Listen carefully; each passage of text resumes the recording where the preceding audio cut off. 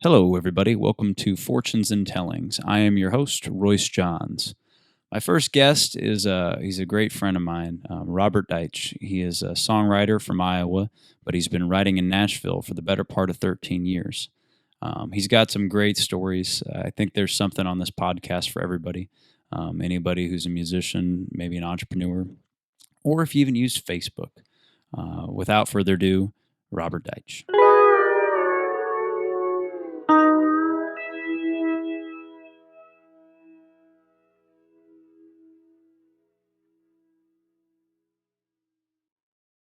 This is the show. All right. That's Good. it. Good. That's our intro. Okay. Welcome to the show. Welcome. This is my guest today, Robert Deitch, the great and powerful Robert Deitch. Yes. Bobby D. Yeah, we still haven't decided what we're going to call the podcast yet. I think we'll figure it out by the end of the, Yeah. end of the show. Well, that's kind of the most fun part, isn't it? Like finding that right title is going to capture everything. Yeah. Yeah. I'm not really not too worried about it. It's not the important part. Yeah. I want to I don't know. I've always wanted to have I think the only thing that I was missing is a long free-form thought, show with no interruption. I mean, that's my favorite format. Yeah. Are you going to do the Joe Rogan thing, like 3 hours, 4 hours long? I would. I don't know if there's any guests that would want to do that. Dude, I'll be here all day. Is there anybody in Iowa that is that interesting? I think is the no, I'm kidding. I'm sure there's plenty. No, I don't know. Yeah, I just don't know if we could. I don't know if you'd be able to like capture a listener, for that long with people they're not like familiar with. But I guess if they're familiar with something you do, maybe, Yeah. But yeah. I don't know. Yeah.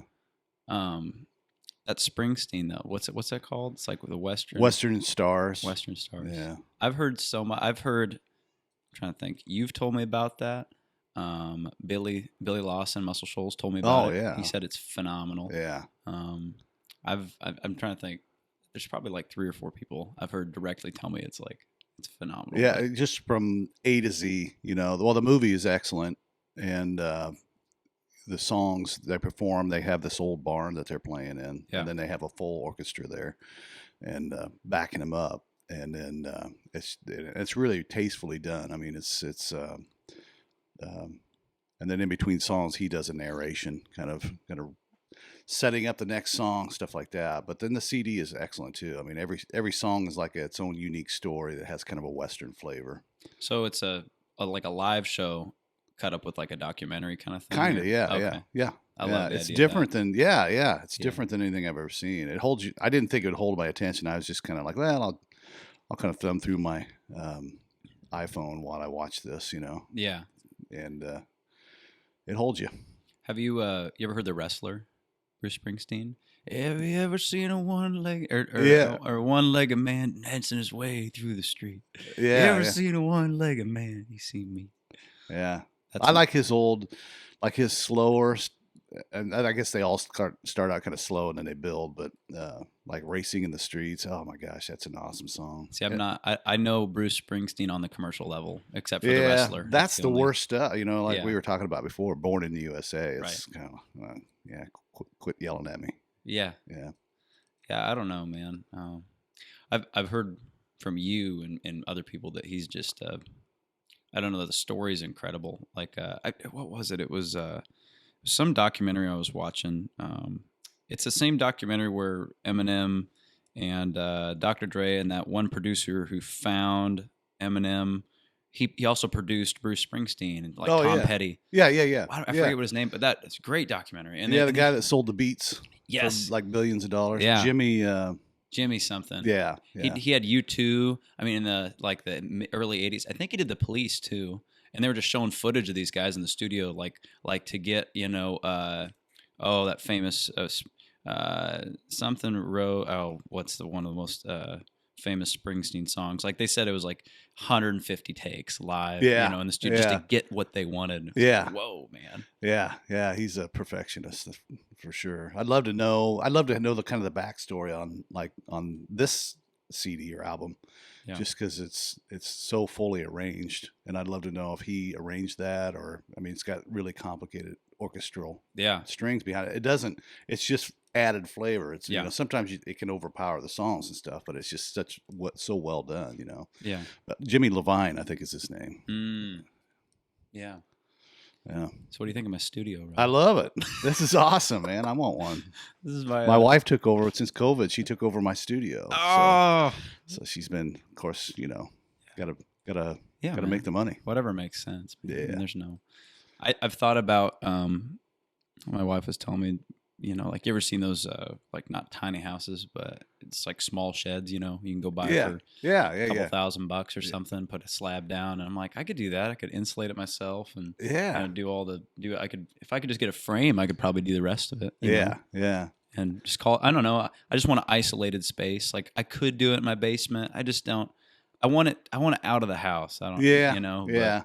But, I've known a couple people who've done that. My friend, he grew up in Louisiana. His name's Jay Doucette. He's a songwriter, producer down in Nashville, but he always had a shack in the back. But down in the South, you can kind of do that without a whole lot of insulation and stuff. But you can do it without permits. Right, exactly. Depending where you live. Oh my gosh, yeah. Here it'd be. I mean, just get electrical out there. I think they'd ask me a million questions, but I don't know. I mean, I could heat it. I mean, I could get one of those I got my little propane heater, Yeah. But in my old hometown, they called that the pout house. So old guys would have their little tool sheds out in the back, but they'd have it filled with. And I think there's a lot of people that still do, but they call it the pout house. Yeah. If you get tired of the wife or she yells at you, just go out there and pout, and drink a beer, and I kind of have. I mean, my garage. Record a song. Yeah, yeah, man. I mean, I've thought about if I want to have a studio in my backyard, I don't need that big a space. I just need an isolated space. Yeah. It's like you got. Even after I'd finished, part of my basement, it was like you still got your central air making noise. Yeah. And the rooms are tingy, and it's like you don't, and the ceiling's lower, and it's like I have to insulate the whole thing. Basically it'd be a vocal booth. With a computer. Yeah. I mean, it'd work, but if I could have like a little 150 square foot space or 200 square foot space. Yeah. That'd be killer. Yeah. But even if people can come in and set up singly, if you're doing, do drums one day and guitar the next day or something like that, or do acoustic sessions. I mean, I don't know. I'll see where it goes. Yeah. But I've always wanted to do a podcast, man. I've listened to, it's like our conversations when we're driving to Nashville. It's like 10-hour conversations. Like and I feel like we don't run out of stuff to talk about. Like we just, I don't know. I mean, and those are, I don't know. We get to the bottom of things, Robert. That's right. We whittle our way down, don't we? Yeah, man. Yeah. I don't know. But, well, I'm glad you asked me. Yeah, man. Couldn't imagine a better first guest than Bobby D and the Beerback Boys. And then when you figure it out, when you get it all figured out, then I'll come back and we'll do it again. I'm kidding. Episode 2. Yeah, we'll have it figured out then. But no, it looks like you got things well set up. This is cool. MacBook, 2 microphones, 2 set of headphones, 2 cameras. What else do you need? That's it, man. So I was curious. I'm going to start interviewing you now. Yeah, so on your CD, I know you did most of it down in Muscle Shoals, but but you also had like Dave Alstead, right, playing some steel and some guitar, or just steel? He played steel.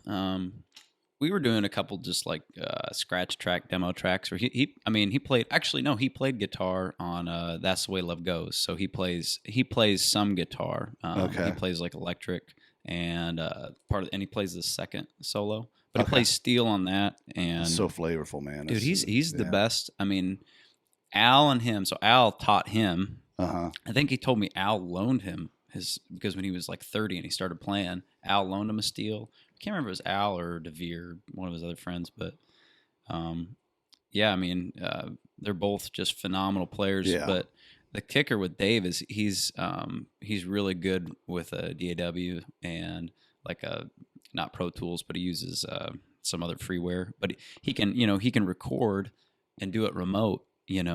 Better than, I mean, and he's so quick with it. Yeah, that's what struck me, is it was seamless. I mean, I had everything was just blended and mixed perfectly. So and he Billy, the producer engineer, I called Dave up. I'm like, I didn't think it. I wouldn't question Dave's ability to play, but I just know that doesn't translate when you're not in the room with the person recording. Usually it just doesn't come out that well. But Billy's like, no, stick a SM57 right here, and he just told him the setting he wanted as if he would have done it. Yeah, and he did it, and Dave was like, that's the best recording I've ever got out of a $100 microphone instead of having like multiple mics on. Oh it. yeah.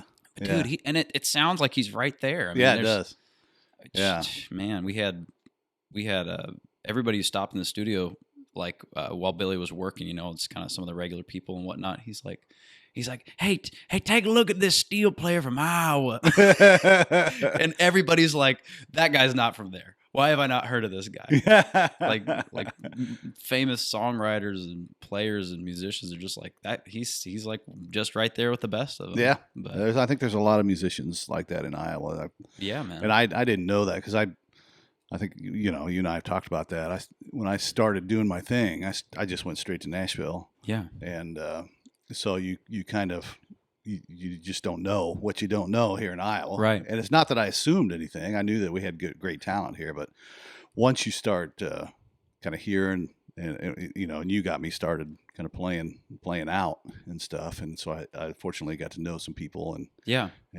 through you, so you find out how many talented people there are here, man. You could build a super band. Well, you kind of have, your band. Oh yeah, no band. I said bin. Bin. Yeah, I got a bin of people. No, man, I'm very lucky.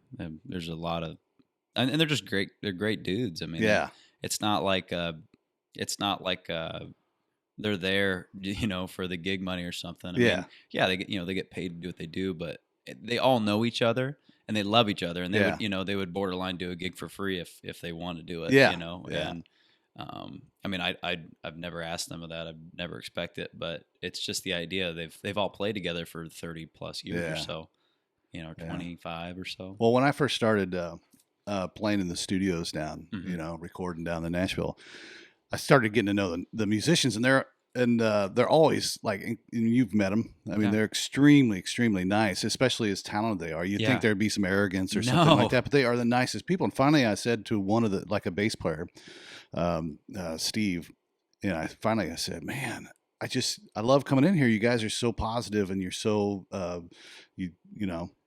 so nice. Yeah. And he said, well, you know what? You do what you love, and you don't have any reason to be an asshole. Right, man. You can filter that out. No, we're not. This is an explicit podcast. Yeah. Just let you know. Yeah, but it's true. I mean, I think that's the only time I've been kind of an ass in my life. Not the only times, but those seasons where you're just like discontent, and you just I didn't like what I was doing, so you just kind of a square hole in a round peg. Yeah, square peg in a round hole kind of thing. What's the difference? They don't match. Yeah, it's true. Yeah. Well, I guess you could fit a round peg in a square hole if the square hole is big enough. Technically, yeah. So tell everybody, just kind of a quick background of, you as a music. I mean, I don't want to take as much time as you want, but just there's a lot of people that I guess don't know your story as well as I do and your friends do, because you're kind of you're a hidden gem in a sea of sound, but just give me kind of the rundown of what. Yeah, I'll where you started. Do as brief as I can. Yeah. So grew up in. Be brief. Okay. Take your time. Grew up in Southeast Iowa, a little town called Fremont. Mm-hmm. One of 5 kids in a two bedroom house for a while, and then we refinished the attic. But anyway, my musical influence was my brothers and even my sister. It kind of rounded things out. So they were into like Led Zeppelin and which I love, and everything from Chicago, which my sister loved. It's had all the instruments and everything. And I played there. We didn't have, I don't even know of a guitar player or anything like that. So the chances of me playing guitar or something like that was slim to none. So anyway, I grew up and I got kind of introduced to the trumpet, which now just lowered you can filter that out too.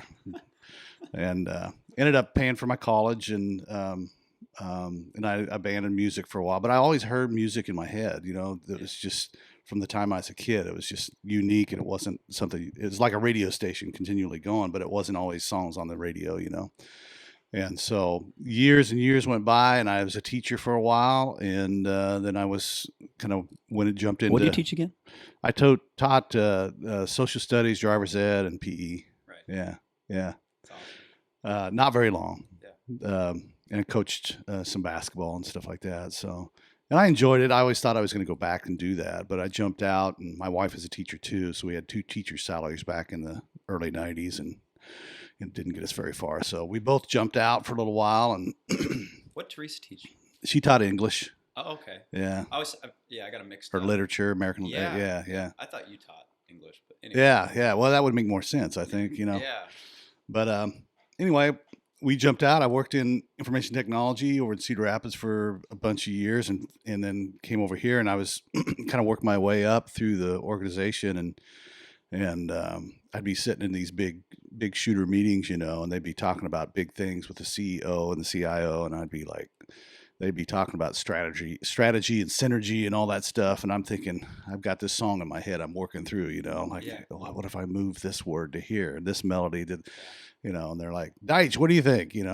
I'd be like, craft beer. Exactly. Kind of an inside joke there, but so anyway, I finally went home, and told my wife, and at that time I didn't even really play guitar, and I said, I was pushing 40, and I said, I've got these songs in my head, and she always knew that, and I said, I either got to do something with it. I got to try. I got to do something. She goes, let's figure it out. Just do it. Let's make it happen. And so she really encouraged me. And I started going down to Nashville, and I found, and this was the early days of the internet, and I found a seminar with NSAI, Nashville Songwriters Association International. And it's this songwriter seminar was taught by professional songwriters. So I went down, and my first one I did, you had to bring down a song that you've written. And of course, I'm just learning guitar. It's horrible. I don't even know how to write a song. And they pretty much handed me my ass. And, and they were really nice about it. I'm just kidding. When you go down there the first time, the first songs you write, you think oh, this is gold. I wonder how long it's going to take for this to be on the radio, That's everything. Yeah. And it was, looking back, they were absolute trash, terrible. So I went back and I pouted for a few months, and I was like, oh, well, I must not be meant to do this. But I took everything they told me about, and kind of applied it to my next few songs. And then I went back to another one, and they're kind of stair-step. There's like a freshman level, sophomore level, junior level seminars. And so I went back to the sophomore level, and I played my songs, and you're nervous because you're playing in front of everybody, and then the real songwriters are kind of judging it, so they're going around and everybody's playing their stuff, and they're kind of like, oh, you got a lot of work to do. This is not up to par. And so anyway, bottom line, they got to mine, and I'm like sweating bullets and ready to get the ass chewing. And he gets done, and he goes, how many songs you written? And I was like, this is about my 5th, 6th. And he's like, dude, I think you're supposed to be doing this. Yeah. And I was about what year was this? This would have been, oh my gosh, probably about 2007. Okay. Yeah. And so this happened, and then I went to another one, and the same thing happened, because they kind of split it up. You get 2 different opinions, and the same thing happened. That's where I met Barry Dean. And and a cool story about that is just I had to leave early, and he had been really complimentary, and my taxi was waiting out in front of the hotel, and I got my luggage, my guitar, and everything. And I walked by, and he's got this line of about 7 people, literally waiting to talk to him. And I took all my stuff out of the taxi, and I dumped it in there, and I just kept hearing this voice saying, you need to go back and thank him. So finally I was like, okay. And I was late to get to the airport, because at that time I was taking the planes down there. But so I went back, and I cut in line, and I just said, hey man, I'm really sorry, but I got to go, and I want to thank you. And he goes, oh, don't go. I got to give you this. I'm going to give you this card. And he gave me a business card with this guy, Shelby Kennedy, who is like one of the big wigs at BMI. Mm-hmm. And I said, oh, I'm not even, there's no way I'm ready. And he goes, oh, no, you're further along than you think. And so they say it's like you generally invest like 7 years before you get a songwriter deal, staff writer deal. So I did that. I went and talked to Shelby, and he right away set me up with publishers, which is, that's the hardest door to open in Nashville, because if you go down there and just knock on doors, they won't open. Good luck. Yeah. You got to have the magic code, I guess, from the guy from BMI. But so I started pitching, and every time I'd come down, I'd play him a new song and send him new songs. At that time, the MP3 was kind of new. It seems silly to say that, but back in 2007. Yeah. So I would actually, at that time, I was still carrying my CDs down. You know?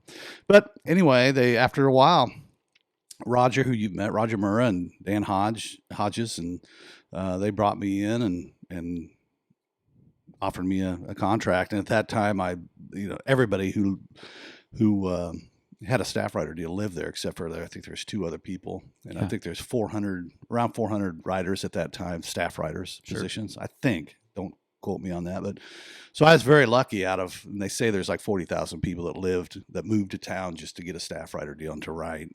So really, really blessed to have that. Man. Well, less than that. What would that be? 10? Yeah. Yeah. So they let me live here in Iowa 3 weeks out of the month, and I had to go down there 1 week out of the month and write with their co-writers. So, and everybody I've talked to in Nashville that, like I mentioned that deal to them, they say that doesn't exist. They're like, that does not happen. Yeah. Especially today. Especially today. I mean, even a couple years ago or what, it's like not a thing. Yeah. And it was a paying deal too. They paid me to write, and then if and when I get cuts, then they take the money. It's kind of like a draw for a salesman, Sure. So anyway, I did that for 3 years. It was a 5-year deal, and at the end of the 3 years, they kind of said, you either need to move down here or else we got to let you go. They let me go, and I went back to working a real job for 5 years, and that's when I met you, and we hooked up, and then I ended up, and thanks to you kind of encouraged me to start doing what we do now. Yeah, you do it at a high level, but but playing, such a high level, playing guitar and playing gigs and stuff, and it's been awesome. And now I have another deal with Dan Hodges Music, and on right there on Music Row, and that's what I do. I've written about 200 songs, 250, something like that. Yeah, somewhere around there. You lose track after a while. Yeah. Anyway, sorry, that was kind of a long. No. I mean, I've always wanted to introduce your story to people in an uninterrupted format, because I think every time you get to talk with anybody, I mean, even like, I don't know if it's like on radio or just like local TV or you get like 3 minutes. Yeah. And for other musicians or songwriters, it doesn't really translate in 3 minutes, but you get to sit down and be like, this is what I did. And it's encouraging to hear, people from your own state or Midwest that do that, and there's not a lot of people that talk about doing it, and or have done it, well, and the cool thing's been, I mean, since you've introduced me to this kind of life or playing out and stuff, you meet so many great people, and I don't know how many times I've heard somebody say, they'll be 25 years old and say, I always wanted to play guitar, but I never learned how, or I'm just too old now, and I'm like, I was 40, so so I've heard it's never too late. I've heard that from you. Nate Nelson started playing when I think he was 40. I think like late 30s. Really? Yeah, I think he worked at Best Buy at the time, and he's like, he just didn't want to do it anymore. And he just started. I think he learned guitar at 40, and he would play out pretty regularly. I mean, it was his job. I think he moved to Texas, and I think he still does it for a living. With COVID, I see him. I'm friends with him. I've never met him, but I'm friends with him on He's Facebook. a nice guy, man. He really seems is. like it. Yeah. I mean, he picked up a guitar and started going to just jam sessions, and that's what I did. And he's a driven guy, and he figured it out. And he just, even on like our low, like our local level of things. I mean, you can make a great living. Yeah. And comfortable, very comfortable. Yeah. Yeah, man. And I mean, there's a lot of freedom to it. But yeah, I had the luxury, because I don't know that I would have done well if I would have just tried to start playing out. Yeah. I had the luxury of sitting in rooms and right across from other people and saying, what did you just do there? Yeah. You know, and they're, oh no, I just shifted from this to this is kind of a sus chord, you know. Sure. And I'm like, well, I don't know what that means, but yeah, what's your? It sounds cool, so show me the fingering to the. and some of the best people that like know phrasing. I mean, when you're talking about songwriters, I mean, they know how to play an acoustic guitar, man, because they know how to. I mean, not just play acoustic guitar, but how to use it as a tool to lift your voice, and lift the song. And that's I think there's a lot to be said about simple. I mean, using it to lift the song and lift your voice, man. That's well said. And I honestly, I think when I started doing this, I didn't do that, or I didn't know that. I mean, it wasn't until just recently I was. You've only been playing out. I mean, like 3-hour gigs. You know? I remember when I first met you, I was like, how long do you play for? I'm like, oh, I don't know, anywhere from 2 to 4 hours. You know, typically 3 or so. And you're like, what, man? Yeah. I mean, you knew about I mean, you played in a band back in the day, but by yourself. You know, like I remember you were like kind of like, oh man, I'm gonna learn a bunch of covers now. You know? Yeah, that was the.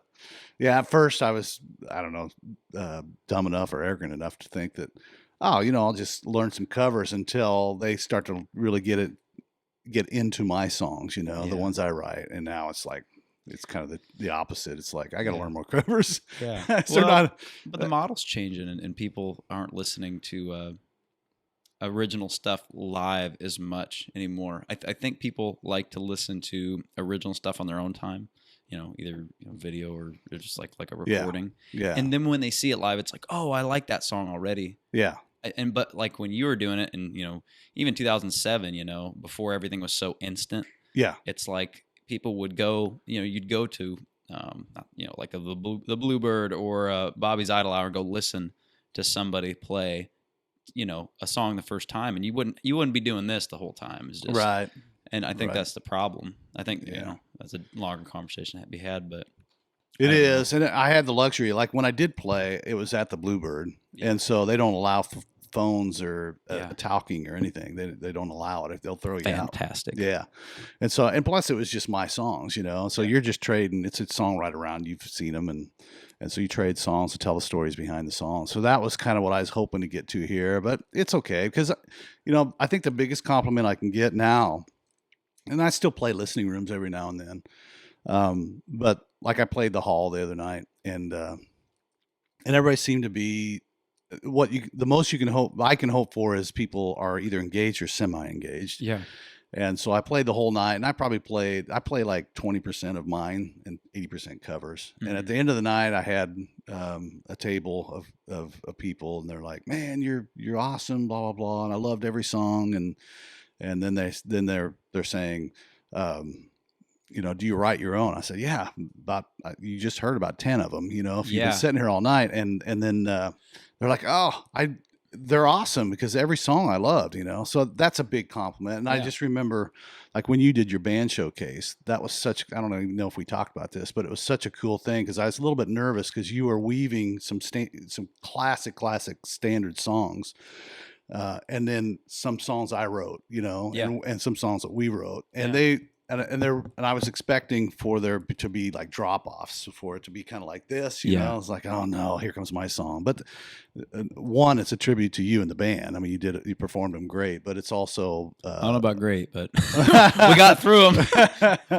No, it was really good. That was a fun night. It was fun, man. It was, but that was cool. So you learn. I kind of recalibrated my expectations a little bit, and that's helped quite a bit, I think. And for people listening, you can find we had my friends from Red Rooster Creative, Zach and Andrew. Right. They filmed that. That was right as they were forming their company, and they filmed the whole thing. So if you go to YouTube or Facebook, you can find Robert Deitch, RobertDeitch. You can see his live cut of Water Tower, which we're going to get to that. It's one of my favorite songs you've written. Thanks. And you can see Bobby D in all his glory standing there playing and singing. I remember when Zach sent that to me. I was like, dude, that's one of the most well edited, just clean cut, and it was a good reflection of your voice. Yeah, because when you play live with like your own PA and no one's mixing you, and it's kind of hard to showcase what you can and should sound like. Yeah. But when he got a direct in, and and Zach's a musician as well, so he has the ear and the eye for it. And it's like when I hear your recordings and when I first heard your recordings, that's how I heard them. But like when I see a cell phone video you playing or cell phone video I playing, it just doesn't. Anybody, it doesn't reflect. No. But like that, live cut of Water Tower. I remember sending that to you, and I'm like, this is the best footage of you playing live I've ever seen. Yeah. And it's the best reflection, and that's what I've I was really happy with it. Yeah, that was a fun night, but yeah, those guys are phenomenal. I can't say enough about who they are as people. Andrew and and Zach and Red Rooster Creative. I'll give another plug. Dude, I drove those. So I took Zach, Andrew, and my little brother all the way to Nashville. They stayed at Dan's place. Oh, really? Yeah. So when I was going to Muscle Shoals, Nashville was like an hour and a half, 2 hours out of the way. So I took them to Nashville because I think, I'm trying to think. Oh, yeah, because they did the, my buddy Garrett Miles, they did the Blind Man Can See Christmas. Yeah. And actually, Time Life is releasing that. They just released a song, but the video will be out soon. Oh, wow. That video was shot by them. And they had Gordon, I can't remember his last name, piano player. He plays for Carrie Underwood and whatnot. I know who you're talking about. He's a blind piano player. And he's phenomenal. Yeah. Him and Garrett did a duet, and it was one of those powerful songs I've ever heard, ever. And I remember hearing it in the studio, and I was like, "Who's doing the video for this?" Yeah. And they're like, "No, we just don't have anything figured out yet." And I'm like, "These are the guys you need to get." Yeah. And we got them that gig. I drove them all the way to Nashville, dropped them off, and then I went to Muscle Shoals to finish up some of the recordings. They did the whole thing like in a couple hours. Yeah. And they had it done and edited in like a couple days. And they submitted it to Time Life, and they loved it. So I guess they're going to be releasing it during Christmas. Or the song's out now, but however they're promoting it, that's what they're going to use. Okay. But yeah, Garrett Miles, A Blind Man Can See Christmas. It's a fantastic song. Yeah, I remember you playing that for me. It's incredible. Yeah, I mean, and coming from two guys are actually blind. I mean, and he wrote it. I mean, and it's in Garrett's what you call it. The song is it's just a Christmas song, man. It's great, and I was just like, these guys need to do it. They did it, and I remember seeing the video. I'm like, this is fantastic.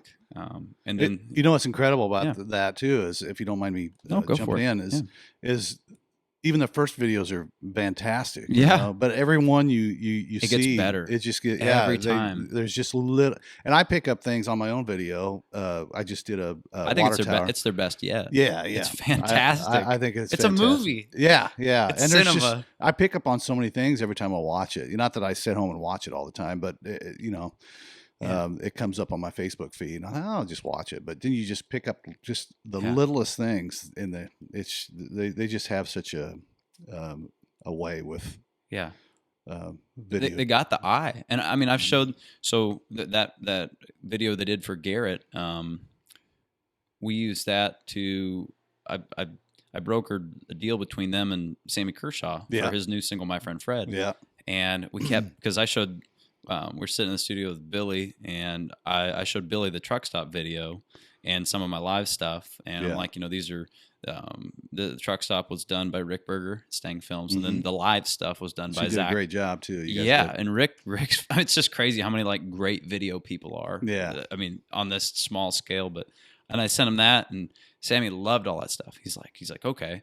So we got Zach, and it's just like we had a very short window, and they had to travel, and they were just open. It just happened to work out. Like normally to get video done, you gotta, you need months in advance, and and it's hard if you got a family and stuff. But like Zach and Andrew, I mean, they were like backpacks on. I gave Zach like a 2-day notice. I'm like, hey, I'm going to Muscle Shoals. I can go a day early and drop you off in Nashville. He's like, cool.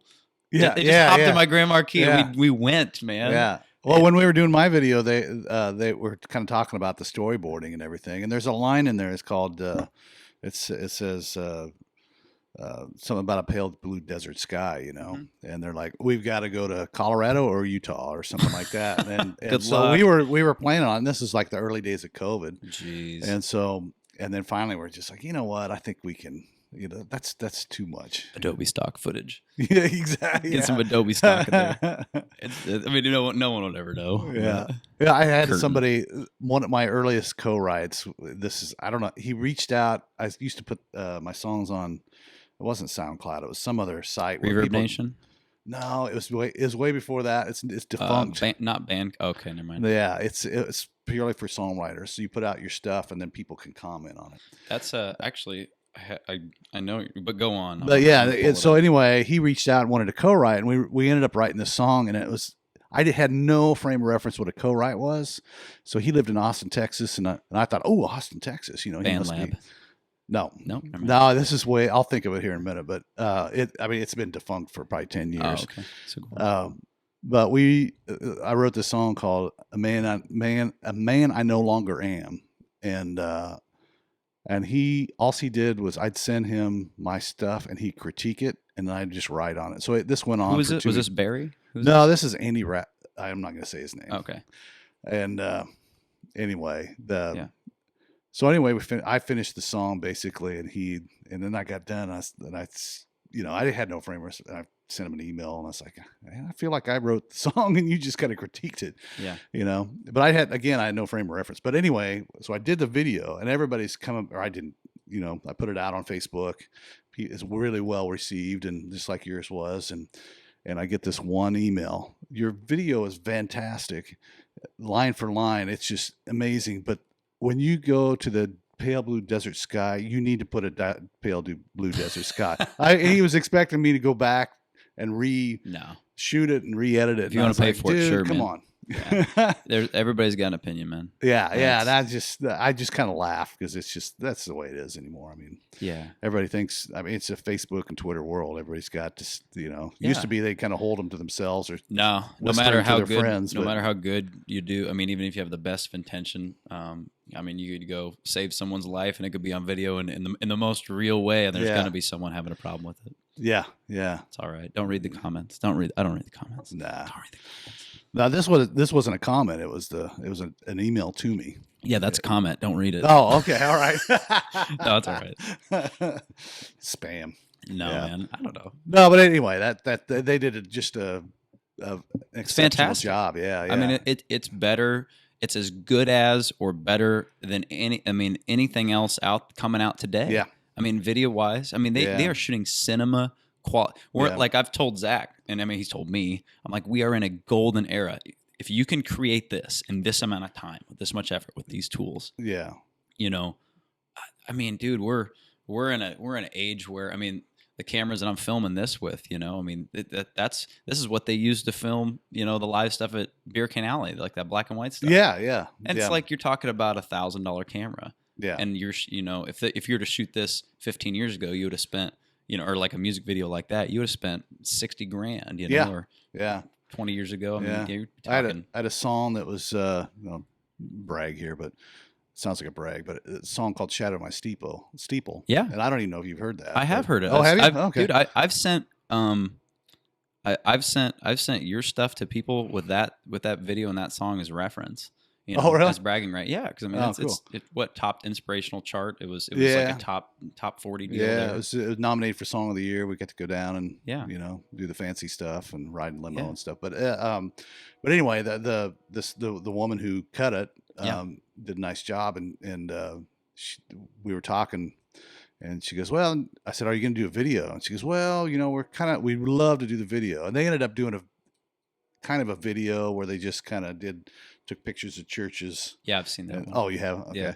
But at the time they were talking, I think it was like $25,000. They wanted to do just a bottom line video out of Nashville. Out of Nashville. Yeah. Which is, everything's kind of inflated there. Oh yeah. Yeah. If you go to the Mecca, you're going to pay, and today there's so many people. You can go to Instagram and there's so many. Everybody's a videographer. Everybody's a photographer. Yeah. And there's so many people that can do it. I think the X factor. The tools and the technology are here, right? Yeah.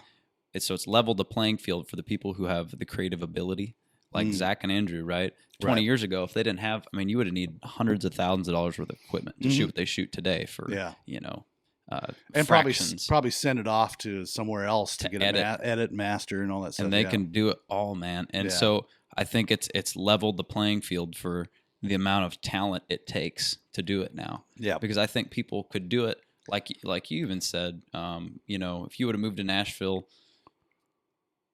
30 years ago and you want to be a songwriter, even people who were average in a sort could make a living. Yeah, make a pretty good living, or even have hits. Yeah, if just because it was they happen to be in a room or something, right? Yeah, but now it's like it's either got to be stellar, you got to be a unicorn. It's got and it's got to be.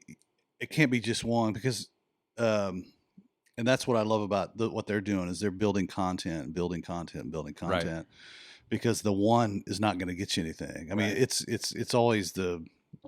It used to be that way. Yeah. Now it's like you have to consistently keep putting out stuff. Right. Until somebody's like, God, that looks familiar, or they sound familiar. And it's kind of the same way with songwriting. We've talked about that. There's just so much, there's good and bad about the age of technology. And that the good is that, we can do a little guitar vocal for no money, right? Very little money. I mean, you got to have a little setup, and put it out on Spotify, and people will listen. I mean, there's been rare situations. I think The Weeknd, I think he was started on SoundCloud or with his own studio. A lot of rappers on SoundCloud. Those guys especially. But but there's a lot of noise out there too. And everybody's doing it. And for somebody, and that sometimes that can be, I'll have like a quality song or something, but it just sometimes it can blend in with the thousands of other.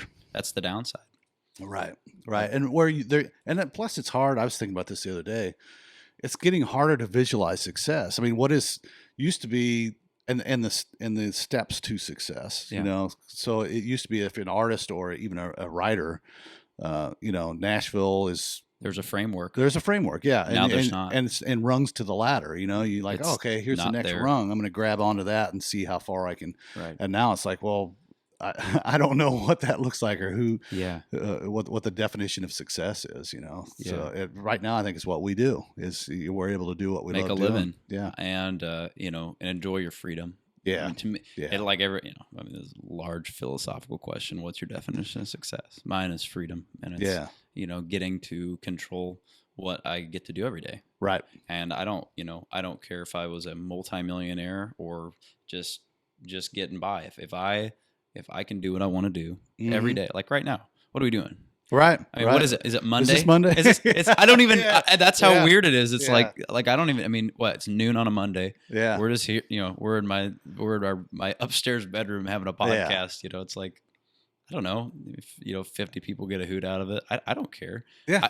And the thing is, man, like I feel weird about filming and recording, but I think so many of the conversations and things you've told me would be massively helpful to people, just anybody trying to create, or I don't know. And your story is, you started, I mean, I would say pretty late in, doing things as a, playing solo gigs and stuff. Yeah. And it's like, man, that's cool. I mean, you could just do it as a living, and you didn't have to, spend 15 years playing solo gigs to make a living doing it. Right. Go live on the road and play vaudeville muse style places. There's guys that have done and did that for and I could name half a dozen of them that, probably either make a comfortable living, and they're shooting for something different. I get it, but it's also like it's very similar though, right? It's still a rung on the ladder. Yeah. You start in my mind that you start out, let's say if it's 20, 30, let's say it's 30 years ago. Yeah. I don't mean to sound too old, but I know that bands could make a comfortable living, and the rungs of the ladder was you started out in garages, then you worked your way to a local place that would let you play, and then you kind of built a tour, and I mean Phil and those guys that used to live Blue like Sky that. Band, man. That's what they did. And then you keep working your way up to then you find the vaudeville muse in every town, and then you work your way up to bigger venues, and then finally you make your way to Nashville, all that stuff was kind of laid out for you. It's it's not that way anymore. I mean, it's just you could. And the strangest part is that everybody that I talk to, when it comes to like managing an artist, promoting an artist in either Nashville or anybody in the industry, right? Anybody that I kind of like, I'd explain to them what I do and what I'm like, what else, what do I do? Because that's my main conflict. Yeah. Like, what can I do every day to keep building, what I'm doing? Sure. And they'll tell me what you just said. They'll say, oh, you need to go out and do this. You need to go play these places and start building a fan base and, these 12 metros and just and do it for nothing for like 10 years. And it never made sense to me. No. And then when COVID hit, it's like all those people touring. I mean, the last thing they could take home was their, the live show and merch money. Now they can't do that. Yeah. And it's like the model is so broken. It was so broken. Yeah. And then this thing happens, and now it's like it has to be a wake up call. There's no way that people will continue to pay other people to promote without. I mean, how else are they going to pay for the promotion and marketing? I can't make it make sense. And even I would love it. I would love for it to make sense. Yes, yeah. But everybody I talk to, it just doesn't. Yeah. It does not make sense. It's always fun because I know that our first trips to Nashville, like you said, we spent 10 hours each way, just nonstop talking. And you would explain your model, and I'd be like, oh, well, doesn't make any sense. That doesn't fit, everything I grew up understanding and knowing. But but the other models are not there. Like you said, the system is, and that's just recently. It's not even fractured. It's broke. It's plumb broken. I mean, I don't know how somebody would say. I don't know how a new band would say, yeah, let's put this together, and I have high aspirations. What are you aspiring to? And show me how you're going to get there. Right. I think it's exciting. I hope that people are doing that and pursuing it. But I think the closest thing is to do what you do, and then just broaden your footprint. And if you can, if you have that desire and you want to do it, if not, don't do it. So, but I'm also not a songwriter. Like there's songwriters that will go and play listening room style places like that. What's that? The Van Zant guy that just passed away. It was Towns Van Zant, or no. It was not Van. It was Earl. Yeah, Towns Earl, Justin Towns Earl. Yes. Yeah. Yeah, and he, for the last 15, 20 plus whatever years. I mean, I think he was 38 or 40 or something.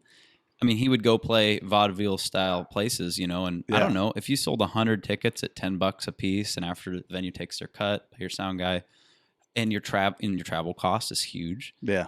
I mean, but you're talking about a fantastic songwriter royalty, right? Right. I'm just using him as an example. Yeah. And if you're that good and you have that much, well, he's pretty much a household name. Yeah. But go ahead. For songwriters, at least, and that much, not organicness. What's the word I'm looking for?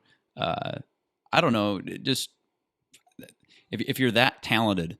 And it's hard for you to make it work. Yeah. How does that encourage me? Yeah. To follow that route, I mean, in a weird way, my model is that I work, I play covers, and I have a show that, we do private events, we do bars, anything and everything. And then I use that to pay for original recordings and try to put our best foot forward. Yeah. I like to pick out songs from songwriters that I like and, that admire, and hopefully they let me use their stuff that hasn't been recorded or no one, that no one's going to record. That it might not be like a cut that makes sense to, put with a large artist or something that, you know what I'm saying? Yeah. Yeah, I do. I guess that's my model. And it's just different.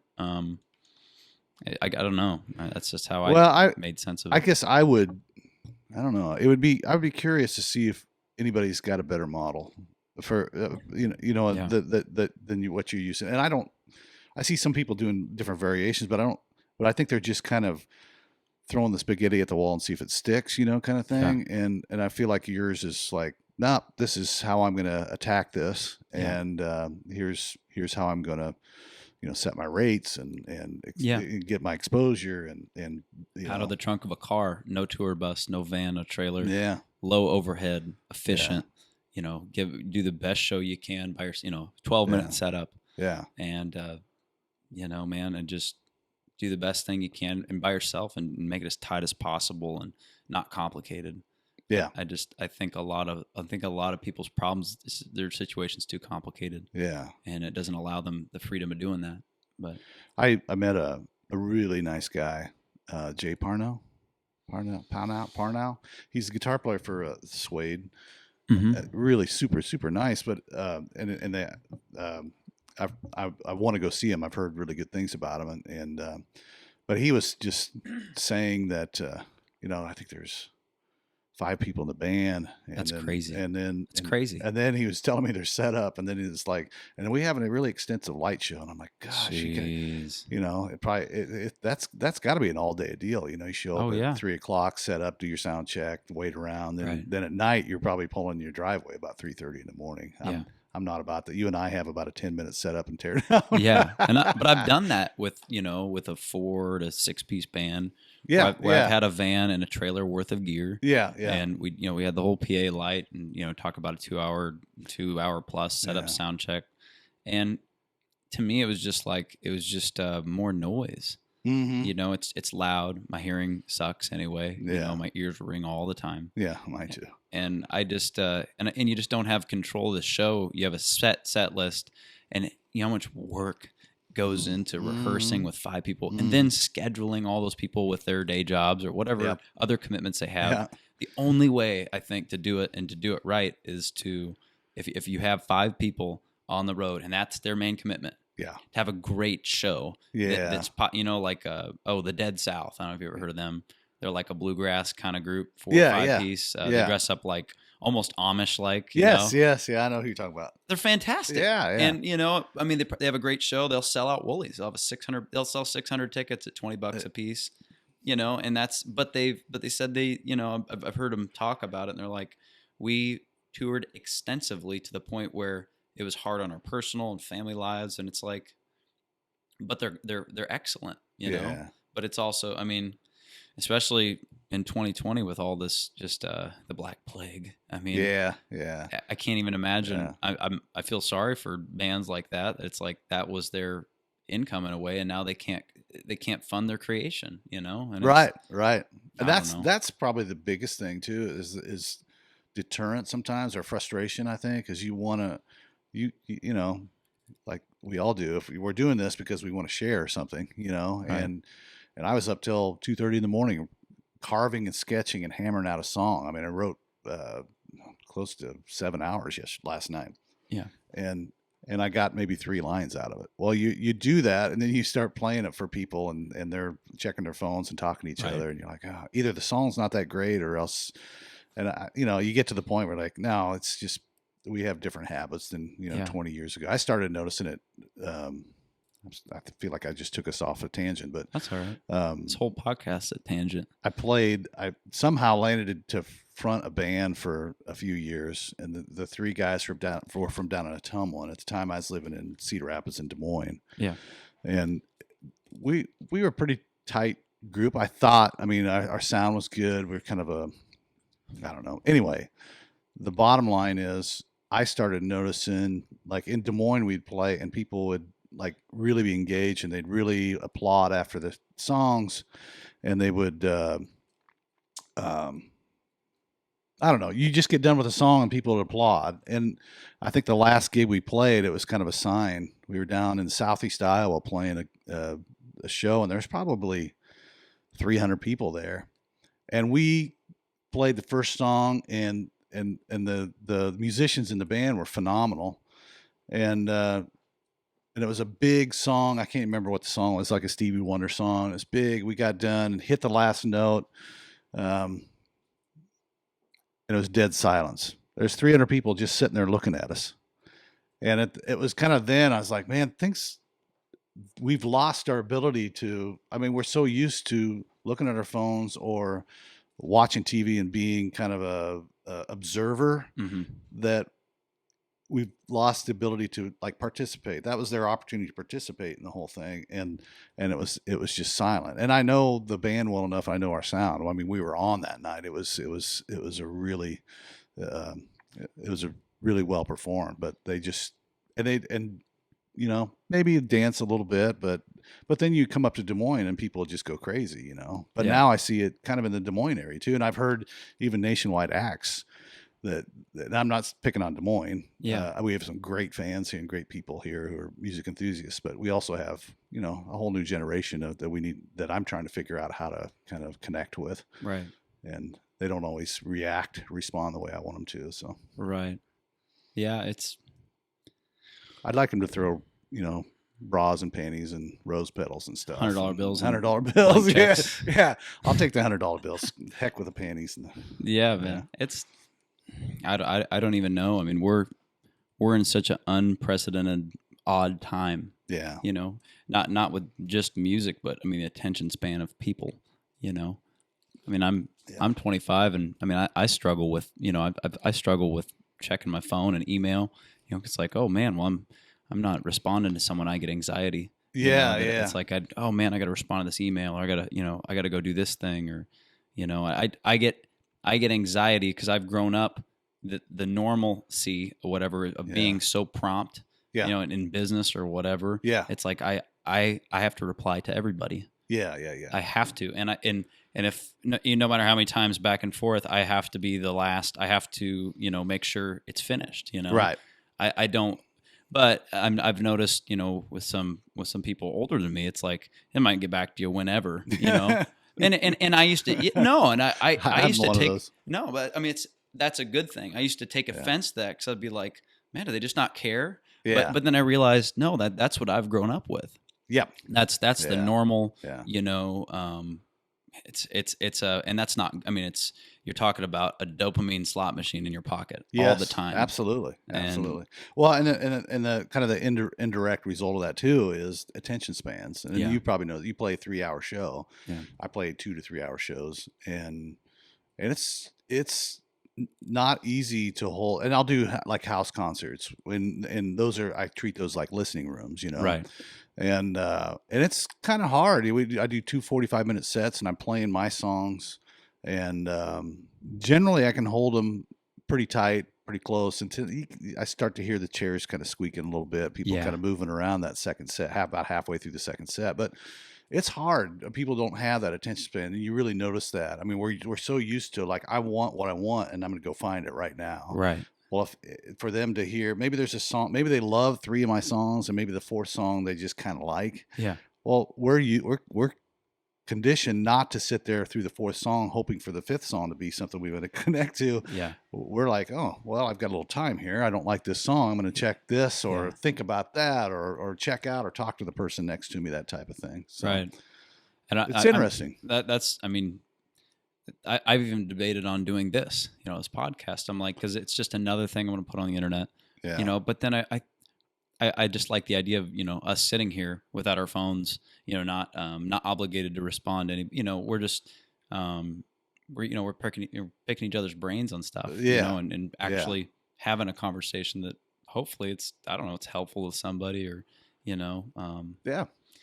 But it's there's got to be. I mean, that's the one thing that I really admire about you, especially your age. I mean, you do so much for helping other people, you know, who are aspiring. Well, yeah, I think I really do. I mean, I know you're in constant contact with other musicians and aspiring performers, stuff like that. And you know, if anything else, maybe there's some people that engage in this and that maybe have songs going through their head, and they want to. They just want maybe somebody's affirming them to say, you need to maybe check that out a little bit. I just want to encourage, I mean, I would like, when I heard about, you know, it was you and, Ted Stockton at a time, you know, where I was talking to Ted in 2016, early 17, he was wanting to quit his day job to play music. And you know, I pretty much quit my day job in late 14 or whatever, about 6 years ago. And then I was like, I was only 2 years in, and you know, at the time, and I'm like, one of my main goals was I want to see Ted quit his day job, and I would just hand him my booking sheet. I'd be like, this is where I'm playing. You know, come on. I mean, it's not a competition; it's a marathon that we need more people in. To you, that's a very normal thing, and that's the only way I knew. And then I go, and then like it's like Nashville, it's totally different. I mean, it's like it is now, but it wasn't. That's what you get tired of me saying. I know you have to. It's changed so much in the last 15. Yeah, right. Yeah. In the last 15 years, because it was so. Yeah. I mean, once I got my staff writer, and everybody was incredibly supportive. I mean, think about professional songwriters who are hit songwriters. Mm-hmm. It's a fraternity down there, and they're like, you know what? I want to teach other people how to do this. Yeah. And they're training their competition, and it's a very unselfish thing to do, or selfless thing to do. Yeah. And that's exactly kind of what your spirit has done, or what you've done is like, no, I want to. Yeah, you're basically training your competition, right? Well, I want other people. I want better people, man. I want people because it inspires me to work harder. You know, like I get in these, I kind of get in these, manic moods where I'm just like not happy with what I'm doing. Yeah, and I'll take kind of time away, but then I'll see or hear something that inspires me, like Garrett, in that when a blind man can see Chris. I remember going to Muscle Shoals and like. Garrett, he's my age. He's just fantastic singer. I think he's 3 or 4 years older than me. And I was just like, he inspired me to want to sing and play again. I mean, I was in a kind of a darker spot, a couple years ago. And it was like, we got done with the truck stop thing and it just kind of, and I was just kind of just working it. And I just didn't have, I'm like, okay, we've already done that. It's like, what's next? I'm like, do I go back to Nashville and do the same thing? It wasn't inspiring to me, but then somebody comes along and just another, gets me going again, and getting this record done, getting to meet all these people, and they've inspired. It keeps. That's the only thing that keeps me going is other people that encourage, like, and it's like why wouldn't everybody be like that with the best interest of other people in mind? And it's like, and the people that aren't like that. They uninspire me to, it's like, man, that's, I want to stay away from that. Yeah. I don't even want to get involved with, anybody. I just want positive people and things, you know? The toxicity that sometimes can, that's so well put. Because I'm the same way with kind of writing, I'll get in a kind of a rut, and then I'll hear something that just inspires me, that just turns on a whole new thing. Oh man, the way they did that, and I wonder if I could, I don't know, just grow. I mean, we all just kind of want to grow and expand and everything, but anyway, it's a cool thing to be inspired. I mean, like just, you taking me in to, show me just going to Nashville and just getting to be, and I hate using that word like I live there. It's something regular in my life. It's really not, but it's like I'm like a tourist over there. I'm a guest, you know. But it's like you said with the studio musicians, and this was in summer of 2018. You took me down there and I had zero concept of what a session was, where 6 people get in a room, hear a song from an iPhone recording they've never heard before with a notepad, chart it out, and they play it. And what you hear on, that last 7-song compilation that we did, it was all 1-2 takes. Yep. It was magic. And I remember you telling me that, and I could not conceptualize it. Yeah. I was like, no way. They got to rehearse. They got to go home, take notes. They got to come up with a part. No. It's unbelievable. It's so hard to explain and really get that across. Because I've tried, and finally I'm just like, you can't. You just got to see it. You just can't. You got to see it.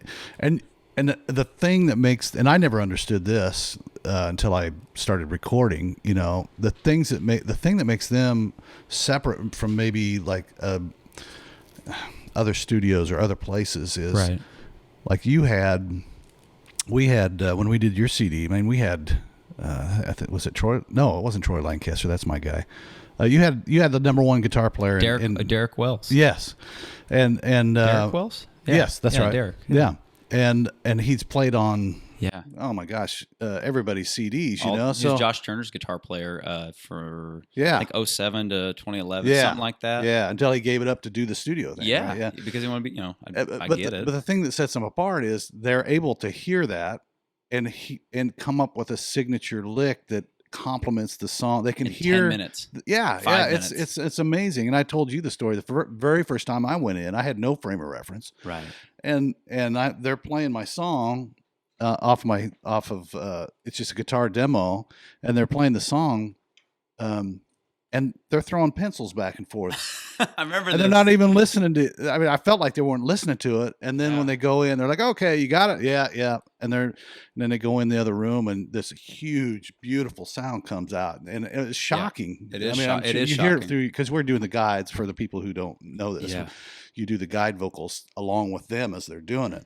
And it was so shocking that I dropped out of my vocals and because I was like, what in the hell am I hearing here? Right, You know, and right. they just keep going like there's somebody singing for them. And Right. and they did I think we had to do 2 takes on that very first time. And after that, it was the 1 take after that. So, Yeah. And they'll do a pad or pass. there was through to add a one lick, song I but- wrote the night before. It's called A Woman Like You. Wrote it with Bill DeLuigi and Lisa McEwen. And I just had come up with it, and I had it in my head. It's like, I just did this last night. I just wrote it, and I said, think Conway Twitty meets Marvin Gaye. Marvin Gaye, yeah. And they went in and just nailed it. Yeah. And the bass player comes back, and he's like, "Oh, I used to play with them." Yeah, I used to play with both those guys, and they would have loved that song. And that's just kind of, then it just kind of lifted me up to like, oh my gosh, well, I'm in there. It's a real deal, man. Yeah. It's like we're like a guest, you know. We get to be a. I love the history of it. You know, Yeah, I love reading autobiographies. Like Yeah. I read George Jones's, Buck Owens, Willie Nelson's, Yeah. Waylon Jennings' son, Terry Jennings, and like. But I love the history. You know, for me, Yeah. it's cool. You Yeah. know, and not Yeah. just. And I get to meet. You know, you get to meet these guys, and it's Yeah. like.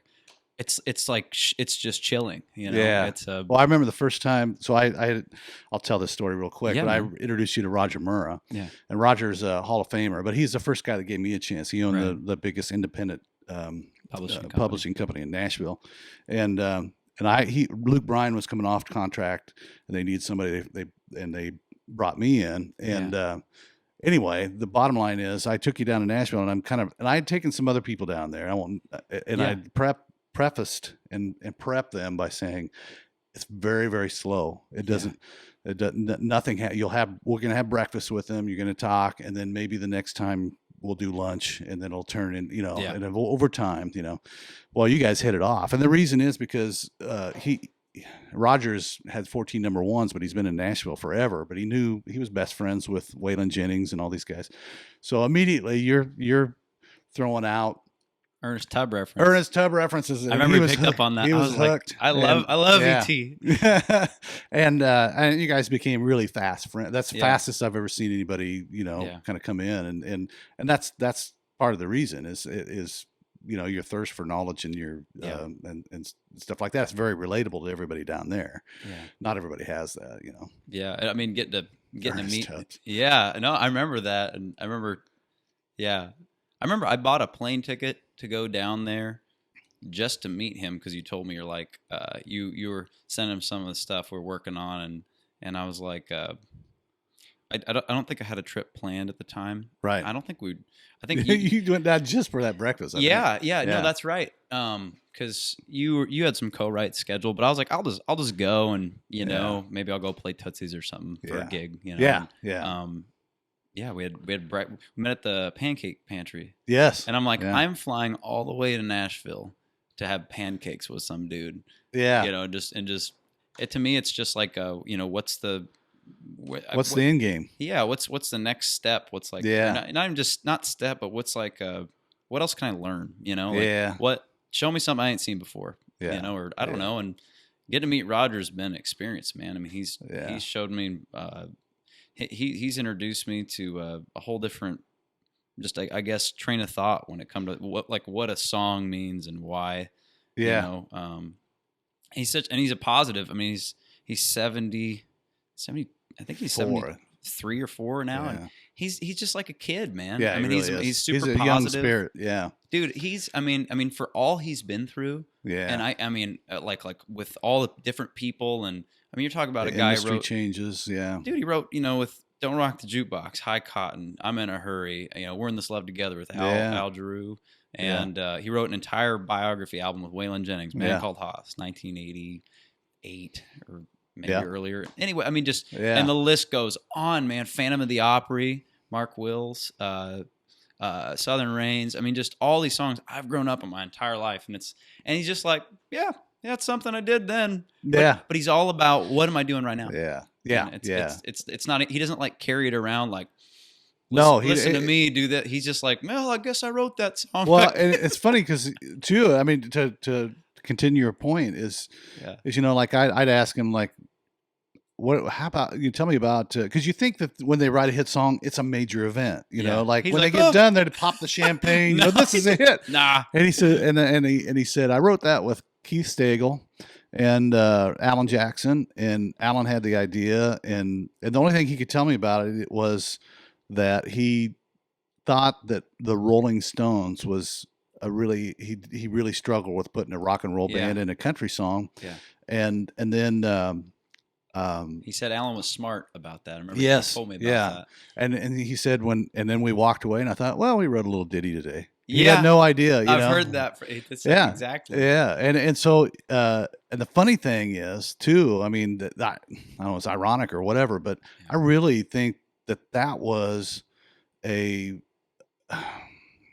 that kind of allowed us who kind of grew up listening to a lot of rock. It gave permission to start listening to country. And that was one of the kind of the tie-ins. The tie-ins. Yeah. That was probably the first song that I would go to a kegger or something and hear at a kegger, and you're like, they're playing country at a kegger, it's usually like, AC/DC and all that kind of stuff, but it kind of opened that door up for a generation to give them permission to like both. Yeah. Cause back then you either liked one or the other. And if I'm talking. I wasn't around back then. Yeah. Sorry. I can't relate. It's all, you probably all the same. You probably think a kegger. What's that? Bond? Never been to a kegger in my life. Never, Robert. No, man. No, but yeah, he's full of stories, and that's the whole town. I can't even begin to. I mean, every time I ride, it's just And I wrote here recently with Glenn Campbell's. Used to be his band leader and stuff, and who's that? My gosh, I knew you were going to ask that. I can't.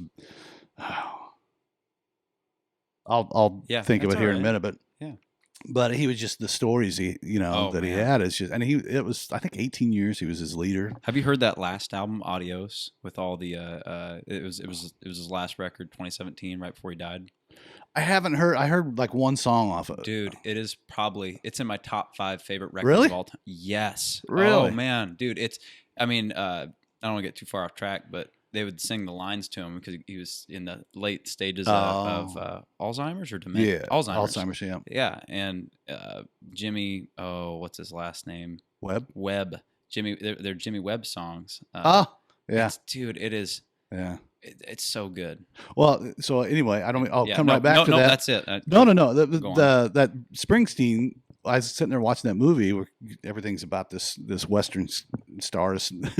Keep bringing it back, but about this third song, and I was like, gosh, I can hear the Jimmy Webb. I mean, think about Bruce Springsteen and the things he's done. Yeah. And I'm like, this sounds an awful lot like Jimmy Webb. And then you just keep hearing more and more influences as the thing goes. Yeah. And finally, about 3/4 of the way through it, he brings up his name and says, and then at the very end, I don't think Springsteen collaborates with anybody. So I need to do a little more research, but at the end, he's saying Rhinestone Cowboy. So Bruce Springsteen singing Rhinestone Cowboy was just like, anyway, but yeah, you meet, going back to that, you just meet so many cool people, and I'll have to check that CD out too. Adios, man. Adios. Okay. I was told, Clayton Ivey down in Muscle Shoals, a piano player on the last record. Yeah. The record we're doing. He's like, oh man, you need to listen to this record. I'm like, dude, I wrote it down. I listened to it. I've probably heard it maybe a dozen times now. Really? Oh, it's fantastic. They have a Roger Miller song on there that he wrote but never recorded, and they have like a work tape of him, and then they go into the actual recording. It's just fantastic. It's full of stories. That sounds great. The musician. It's such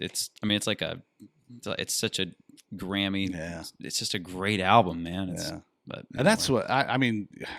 The songs are Roger big. Miller, Glenn Campbell, all those guys. Those are the guys that I would grow up. My mom had a little radio on the windowsill right by the kitchen sink, and it seems like she was always in the kitchen, but always had that radio on. But and she'd be, playing that nonstop. It was all that music. So it was just, Yeah, Roger Miller and Glenn Campbell were two of the most underrated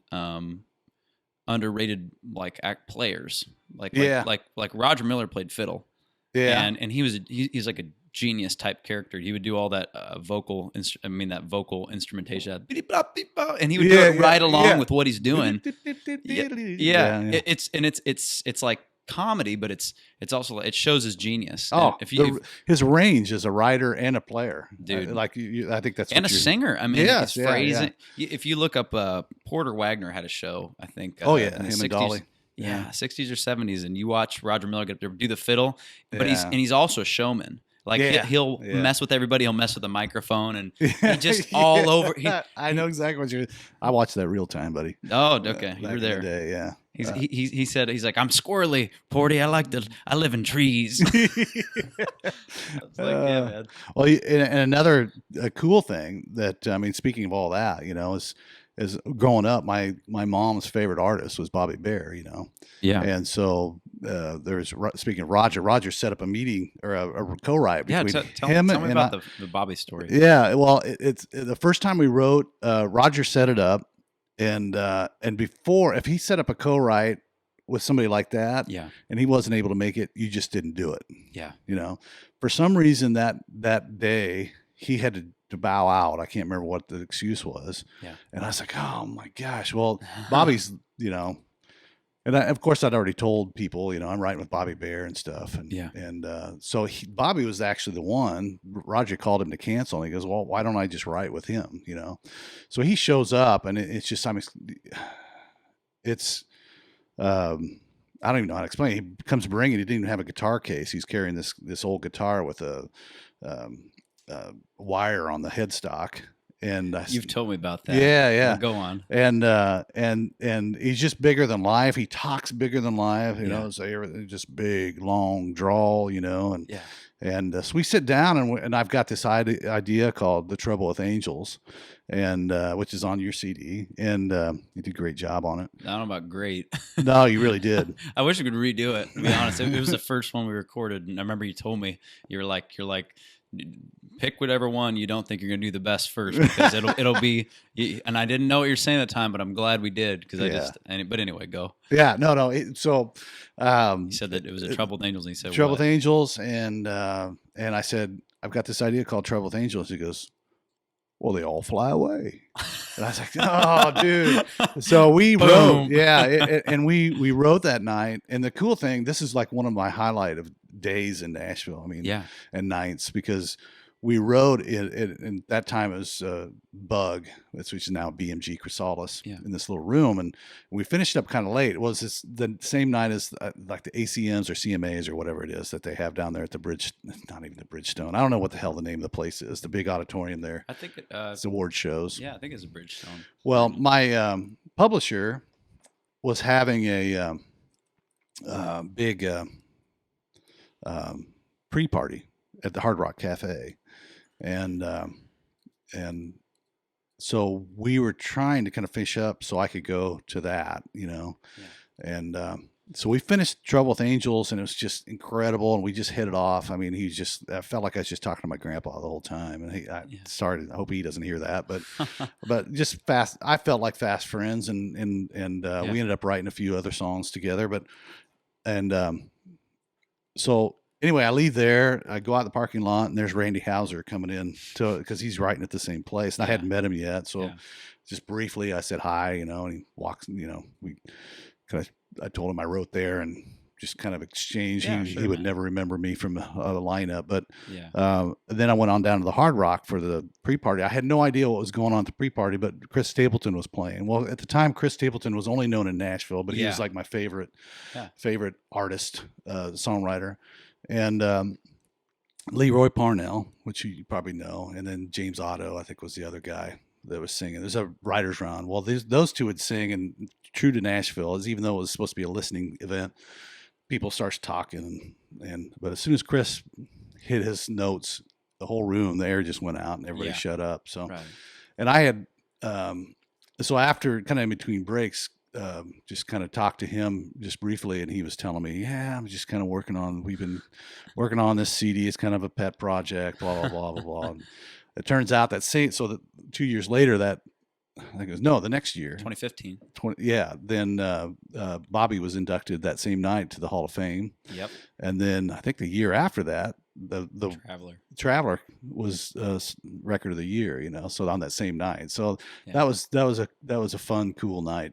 I'll never forget it, Yeah. So it's those kind of things, you'd love to have a hit song on the radio. Yeah. And I've had some big holds and some hopes around that, but it hasn't panned out. Now Bobby did cut Trouble with Angels, so it's on his most recent CD. So. I Drink, that's his most recent. Yeah, Mary Gauthier and Mercy and.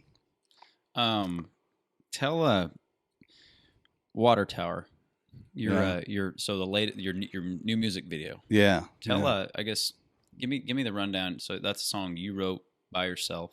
Yeah. I don't know. I remember when I first met you, spring of 2016.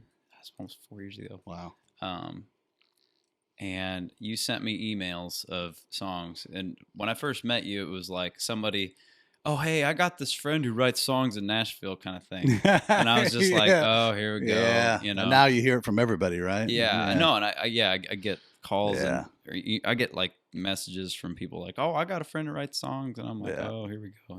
Yeah. I don't want to discourage. I just like, I'm really particular. I like kind of older style stories, and a lot of, there's just not a lot of that. But anyway, I remember, meeting you. You were still working at the time. I was. You had your day job, and you were sending me MP3s of songs, and Water Tower was one of them. Yeah, and Abilene Anywhere was one of them. Yeah, and these are like some of the best studio recordings I've heard from anybody like that I've ever met. Right, like on a local level or whatever. And I was just like, what? Like the studio musicians and the writing. And anyway, Water Tower was one of the ones that hooked me. I was like, okay, this is cool. So, just recently, you've been kind of in the mix of working, just, doing gigs and stuff, but, Red Rooster did the video. You guys spent a lot of time on it. Such a fantastic video though. And I mean, and the song but just not the video. I mean, it's just so well written and put together, and your vocal performance, just fantastic. So I guess tell people what was it? Garth had a hold on that song. Yeah. So give me the rundown of that deal. That was kind of cool. That was another kind of highlight, because I got a call from my publisher Dan, and I'd already had some like a Kenny Chesney hold and Jimmy. I mean, I had a bunch of holds that just Kenny Rogers had a hold on one of my songs, and so I was kind of like. My wife has a funny thing where she says, okay, I don't want to hear about it anymore. Just show me the money, Right. And so, anyway, Dan calls me and he goes, hey, this is kind of cool. Garth Brooks just called and loves Water Tower. He wants to put it on hold. He wants me to send some other songs out of your catalog. And I was like, oh, okay, cool. So I just kind of blew it off, and I said, well, so how was your weekend? He goes, he's like, wait a second, back up, because Garth Brooks I tell you, Garth Brooks calls me personally, Huh.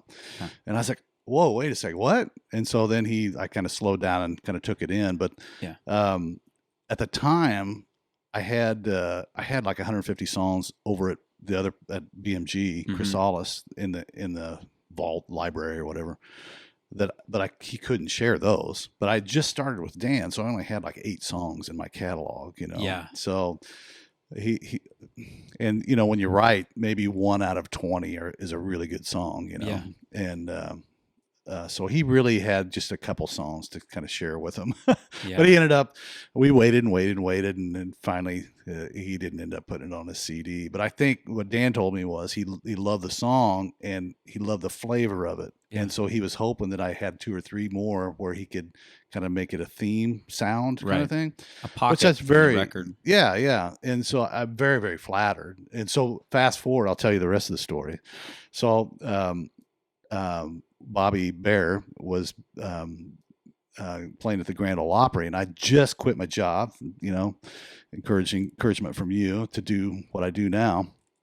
And my wife and I went down, and he invited us down to the Grand Ole Opry to watch him perform. You know, and he hadn't been playing there for like 30 years, but he had started to just play a little bit consistently, and so he had lost his membership, and so Garth or Bobby? Bobby. Oh yeah, yeah. And so, and I didn't know all this, but you have to kind of earn your way back into to get your membership. And what they do is when they induct you, generally it's a surprise. You know, they kind of sneak up, or they have like some way of doing it, special way of doing it. So I'm sitting not in the front row, but pretty close. He got us good tickets, and got my wife and my brother and sister-in-law, and we're waiting to go backstage. And because Bobby told us it's his birthday too, so they come out, and he finishes this song, and I think it was Connie Smith that came out. Yeah, it was Connie. Was it Connie? You've told me about. Okay. Anyway, the comes out, and he's getting ready to walk off. She holds him, and I see this shadowy figure with a cowboy hat coming through from backstage, you know, and I'm like, oh my God, that's Garth Brooks, you know. So we're like, you know, so in my mind, I'm thinking, this is freaking awesome. Well, first of all, I was so happy I was in tears, happy for Bobby, because I knew how much that meant to him. And it was his birthday, and it was such a special night.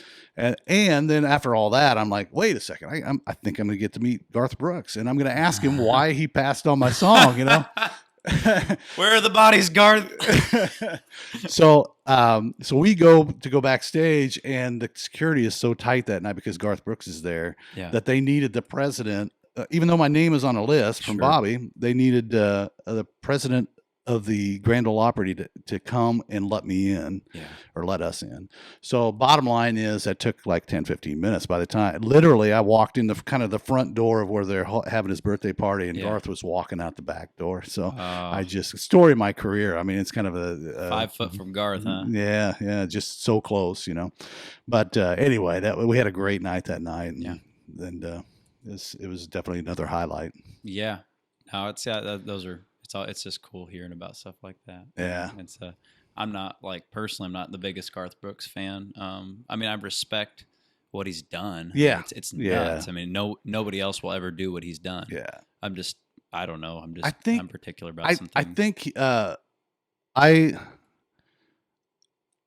it's kind of one of those things with Garth. I really think that people either love him, they're like all in, or they're not. I think you're right. And I think too, I think it's harder for people if you weren't introduced to him early, you know. See, I wasn't. Yeah. He's been like kind of like a caricature of what he is, you know, from me to people. I don't know. I mean, and maybe he's a swell guy. I don't know. Yeah. I mean, it's nothing against his person. I don't know. I don't like a lot of things that are popular, you know. Right. There's some Garth songs that I like, but I'm just not like all in where I'd go buy the whole anthology of CDs. Oh no. And I can't even get his music because he's one of the few who don't do the any digital service. Yeah. Which I get, I respect. I mean, he's done it his own way. See, that was the other exciting thing about the prospect of being on his CD is because he still has mechanicals. I mean, he still sells a shit ton of CDs, you know? Right. And so, I mean, there's guys back in the day that had wrote half the song on one of his CDs that were millionaires, you know. Not that would happen in this situation, but he might sell 1 million CDs, you know, and he's one of the few guys that still sells hundreds of thousands of CDs. And plus, you got a chance if it goes to the radio, it's almost guaranteed, you know, to climb the charts. So because you get 9 cents a song. It's like 9.1 per song per CD. So, you know, I guess if you sold 1 million records, and I wrote that by myself. So so, you would, I mean, and I had part of the publishing. So so I mean, 1 million records was $90,000, you know, and then so 10 million records, you'd make $1 million off a song. And back when, you know, even today, I don't think anybody would sell that many records, physical copies. Now the one thing that he did that I was told is, like over in, I think in Europe, I think they still buy the mechanicals quite a bit more than we do here in the U.S. And his opening tour, I think, was like 15 days and tour in Europe or something like that. It was something crazy. I had to go through all the paperwork for this, you know, this new record. I mean, it's not, now that I kind of know what I got to do, it's not that bad. But it's like just getting just I'm only printing I think I'm printing 1,000 copies of this one. Just basic. So like physical, and if it sells more, I'll do more. But just going through like all the channels, like I had to go through Dan for the songs that I and Roger co-wrote. Yeah. And it was, then I think Blue Water Music handles their publishing. So, it's like I got them, then I get, like 5 pieces of paper. I just like got to go read and, just for licensing, like mechanical. But it's, for 1,000 copies for a song, your third co-write of that's $30. Yeah. It's like all this effort I got to do for the legal part just to give Blue Water a $30 check that, you probably won't see anything of. But I mean, because that's a longer thing to have. But anyway, so I had to go through and I had to pay Billy and Ed their portion because they wrote 2 of the songs on the record and co-wrote. Okay. But it's like, they wrote 2 songs, so that equates out to 9 cents per copy per writer. So I had to go write a check for $90 and mail it to them and wait and get a form from some their publisher or whatever. And it's like my little pissant deal that no one they don't give a shit about. It's not like it's $90. It's a joke, but And then Roger, since he wrote a third of the 2 songs, I owe him $62. And so I call him up. I'm like, but I have. It's a legal thing. Like I have to do it because it's technically I have to obtain permission from them, to record a song they're a third of. And I call Roger, because I'll call him and be like, hey man, I got to get this done to print these copies, man. I gotta have the green light and the paperwork. And he's like, how much money are we talking, Royce? And I'm like, well, you're a third writer on 2 of the songs. I'm printing 1,000 copies. It's like $61. He's like, Royce. Yeah. He's like, He's like, I could get a nice dinner out of that.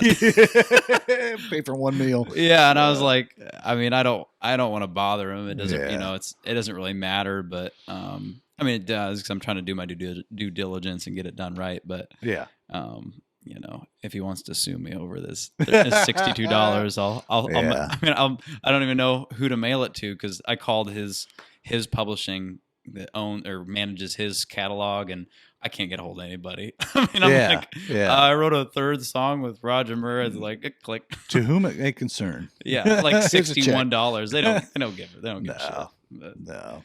Anyway.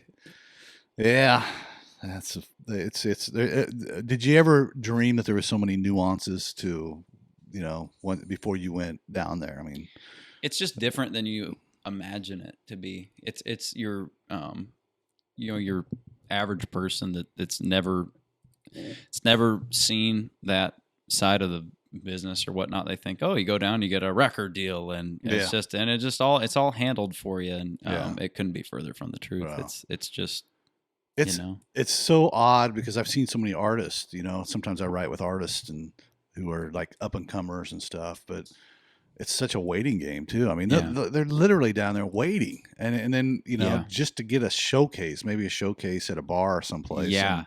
And, every and then once they do it and then nobody bites, then they got to wait another year or 6 months or something like that. So it's a weird. It's the thing I like about what I do is not waiting. Not wait. I can just keep writing songs. You're just working. You're working, and you're making a living. I'm kind of waiting because I'm waiting for it to hit. Yeah. Well, I mean, but I'm just kidding. No, what is a hit? I mean, you recorded Truck Stop Souvenirs, which you did an incredible job with. I can't imagine doing any better. Seriously, it's great. The video is fantastic, and I'm going to upload your work tape. I still think it's better than my recording, but my vocal performance or whatever. I can't even remember what the work tape is, but no, it's turned out great, and like you said, how do you measure success? And you look at that, it's probably a total. I mean, is it climbing up to 1 million between all the different views and stuff? Facebook's got 450,000 views on the video. That's Spotify, Apple Music.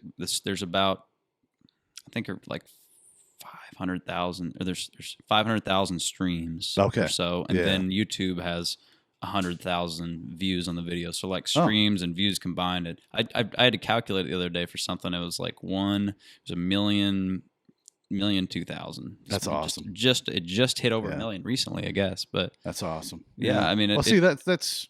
Oh, I forgot on TikTok. Yeah. So this is the other weird thing. Yeah. I actually just joined the TikTok bandwagon, and I thought about it for a long time. Why I would do it. Because I'm trying to spend less time on any social media. But 2 years ago, there's like a hashtag, right, on TikTok, like a commonwealth of all the people that use truck stop souvenirs. Yeah. There's 850 videos of people TikToking.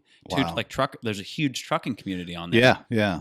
And which we had hoped. Yeah. No, and it caught on there. Like one video alone had 250,000 streams. Wow. Out of the 850. And then I just going through, I mean, there's millions of streams. Wow. So millions of people have heard the song and have lip synced to the song. Not just listened, but they took the time to make a video. Yeah. Yeah. And millions of people have seen that. That's awesome. I know. And then I noticed a huge uptick in like all the streams, and I couldn't figure out for the last 2 years. I'm like, I'm getting like 6,000 unique listeners a month on Spotify. And I was like, where are these coming from? Yeah, yeah. And then John Musicman, Casey's dad and manager, he just sent me a video because he's on TikTok because he's a trucker. He sent me a video. He's like, hey man, I thought I'd send you this. It was just one, and then I clicked the hashtag and it was like, and I was like, dude, it's a huge. I mean, say what you want. It's about an app or platform. I guess the whole point is to get people, you know, to listen and and get and interact. And so I kind of got over myself, and I'm like, fine, I'll go on TikTok, and I challenge myself every day. I'll just upload a cover, just like a 60-second snip. Oh, really? Yeah. Just for fun. Yeah. And it's like I'm gonna do it. I've told myself I'm gonna do it for a year. Yeah. And at least one a day. And I don't know. I mean, to me, it's just, hey, if you like that, here's the record. It's kind of the wild, wild west right now. Everything's a wild west, man. Yeah, I've just bought a book and it just got delivered. I haven't even opened it up yet, but I was listening to this music marketing manifesto, and they had a guest on there talking about the Twitch application, or is it application? I can't remember. Yeah, it's like a live stream platform kind of thing. Yeah, but mostly it's mostly for gamers. Yeah, mm-hmm. But they're claiming that's like you can do it as a musician and stuff. Yeah. So.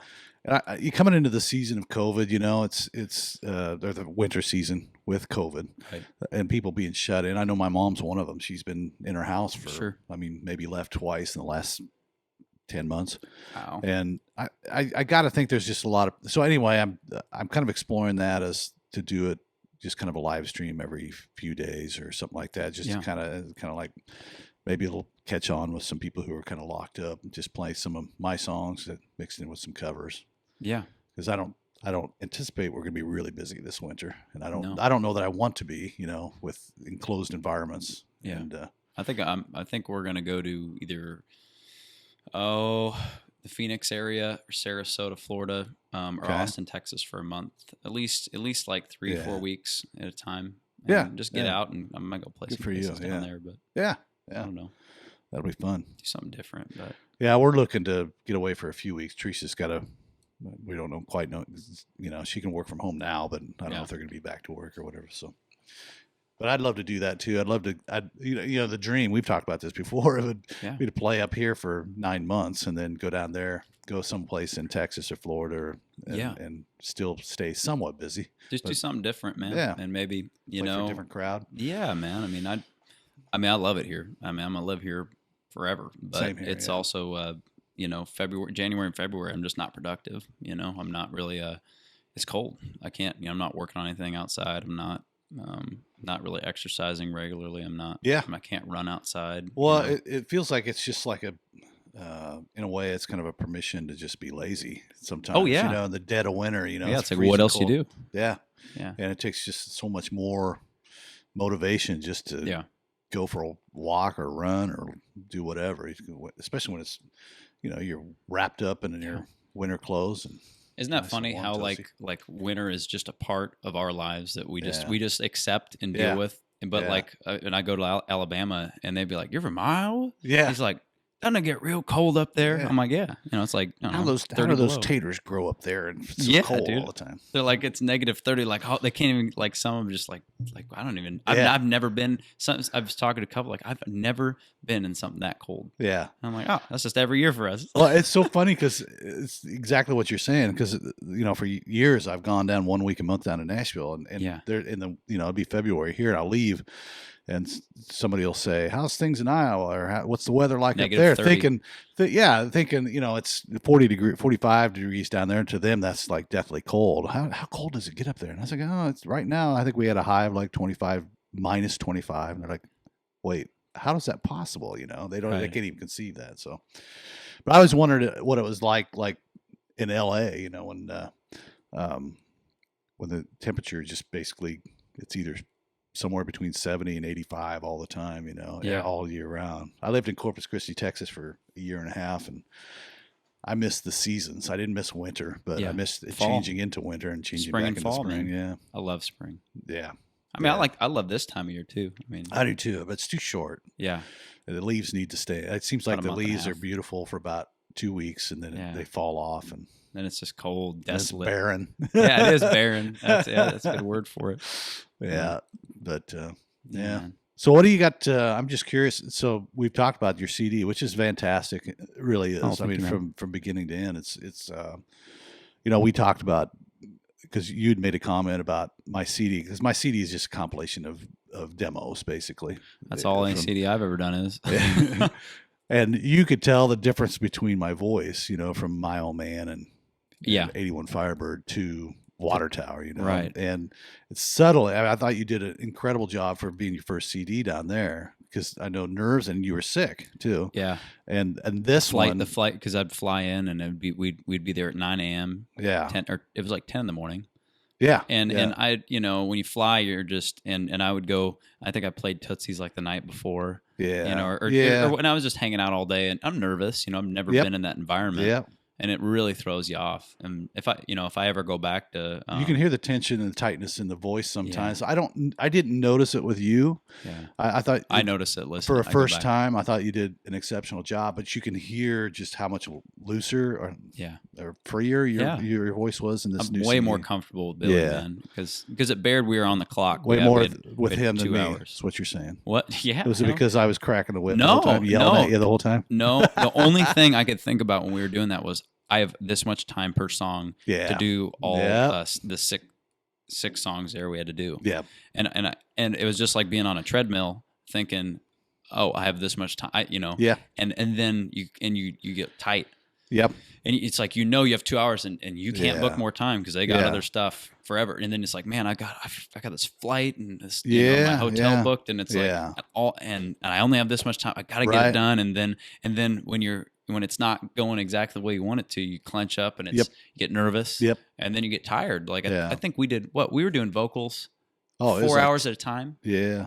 And for anybody who's never been in that experience, it is, man.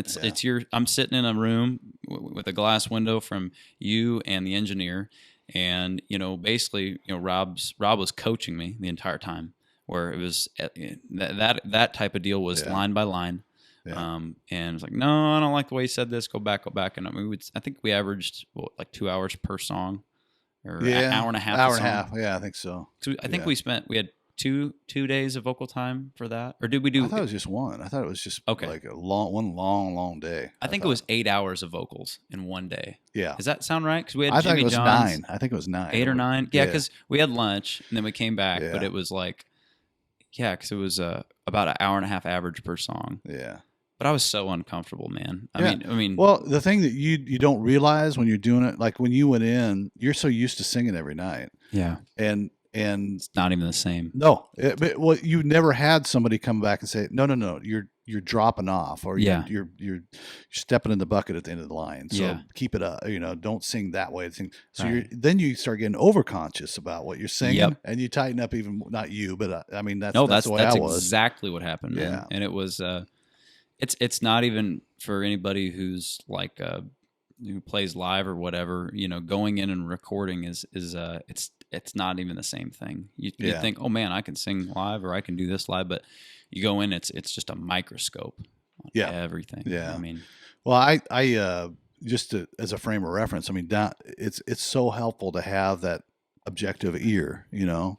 Oh yeah. But it can be, you know, for you, I'm sure you had to been getting frustrated because we were going you were singing each line 20 times, you know. I was frustrated at myself because I was like, why can't?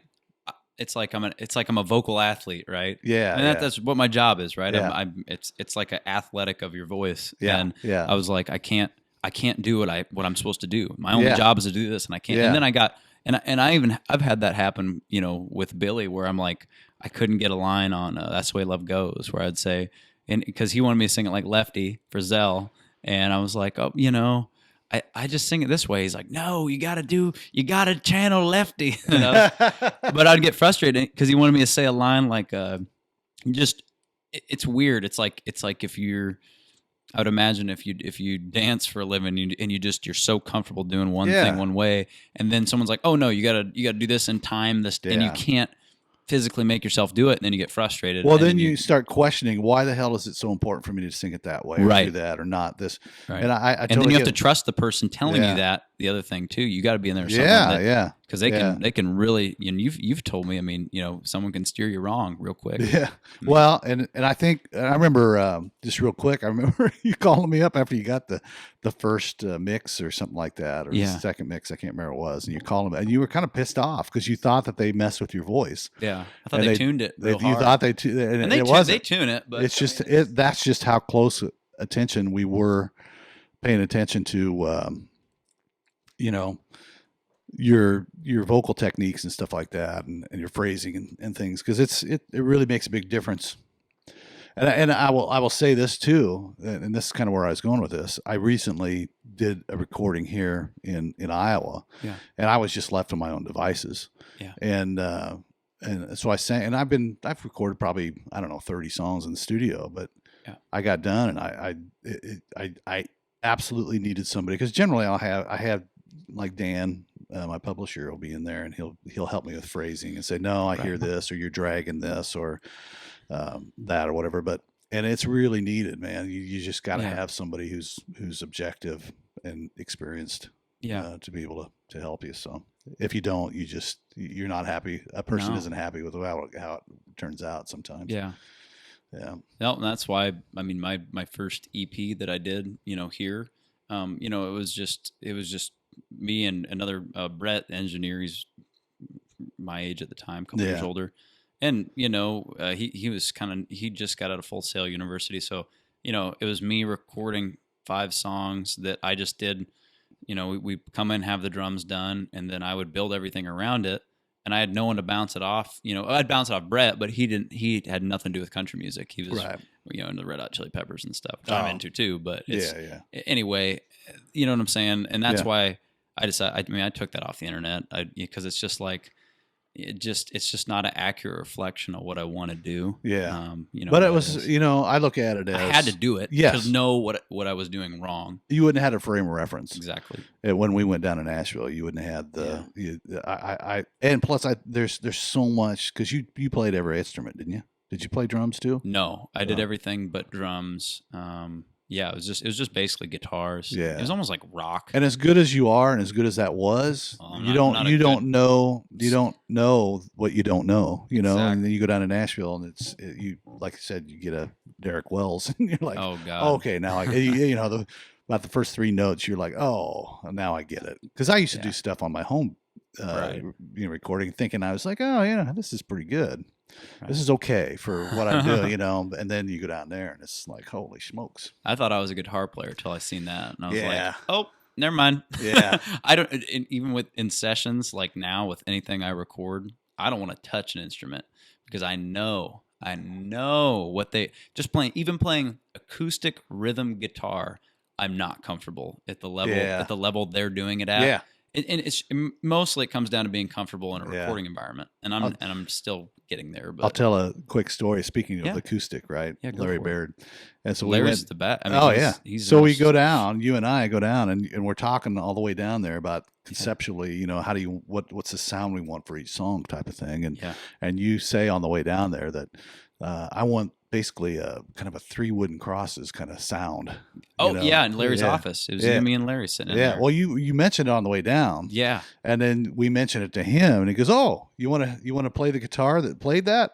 Yeah. And sitting in his office. No, he says that's the guitar right there that played that lick on 3 wooden crosses. And then I think he handed it over. Yeah. And he played a little bit. We're just sitting in his office. Yeah. Me and Robert across from the desk, and like Larry pulls out, opens his guitar case, just these old dead strings on it, just a bunch of papers. It just gets super like it was awesome. It's just like he pulled it out and he's like, "Yeah, this is the tailor that did that." And I was like, "Whoa, man!" Yeah, and it did have a sound to it, man. Oh, it was cool. It was a deep, rich sound to it. But that was a cool moment. But yeah, going back, so I started to say this with Bobby. So he brings this old guitar when I wrote with Bobby Bare, and I'm just looking. It's an old gut string, and with a wire on the headstock. And I asked him, and I said, "Why is the wire on the headstock?" I don't know. Yeah, he goes, "I hang it up in my barn, on the nail." And so I'm thinking, so we go on and we keep writing and everything. Then finally, I was like, "Okay, can you tell me the story behind this guitar? Because it looks like it's seen some." And he goes, "Oh, this is old Shel Silverstein's guitar. The guy who wrote Man Named Sue and about a million other." They got an album together.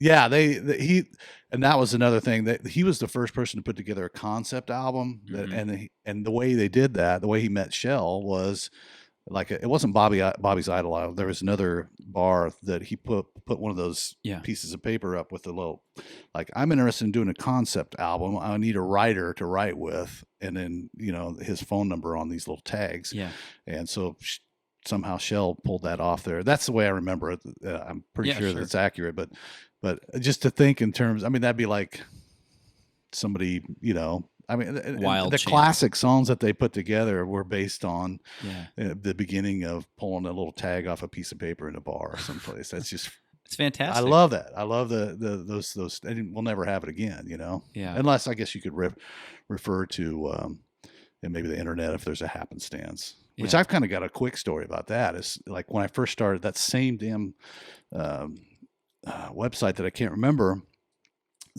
I was putting songs out on, and there was this guy who I really respected who was putting stuff out there, and we kept emailing back and forth.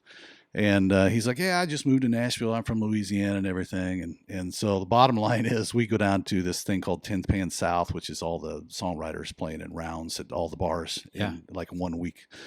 And so we go down, and you wait in line to get in. So you stand outside the bar or restaurant or whatever you're going to see the musicians. And we're standing, I'm having this conversation with this guy in the line, and like, and then we're talking. "Oh, you're a songwriter?" "Yeah, I'm a songwriter." "Yeah, blah blah blah." "Yeah, I've just moved here from Louisiana." And let's go. "Oh, okay."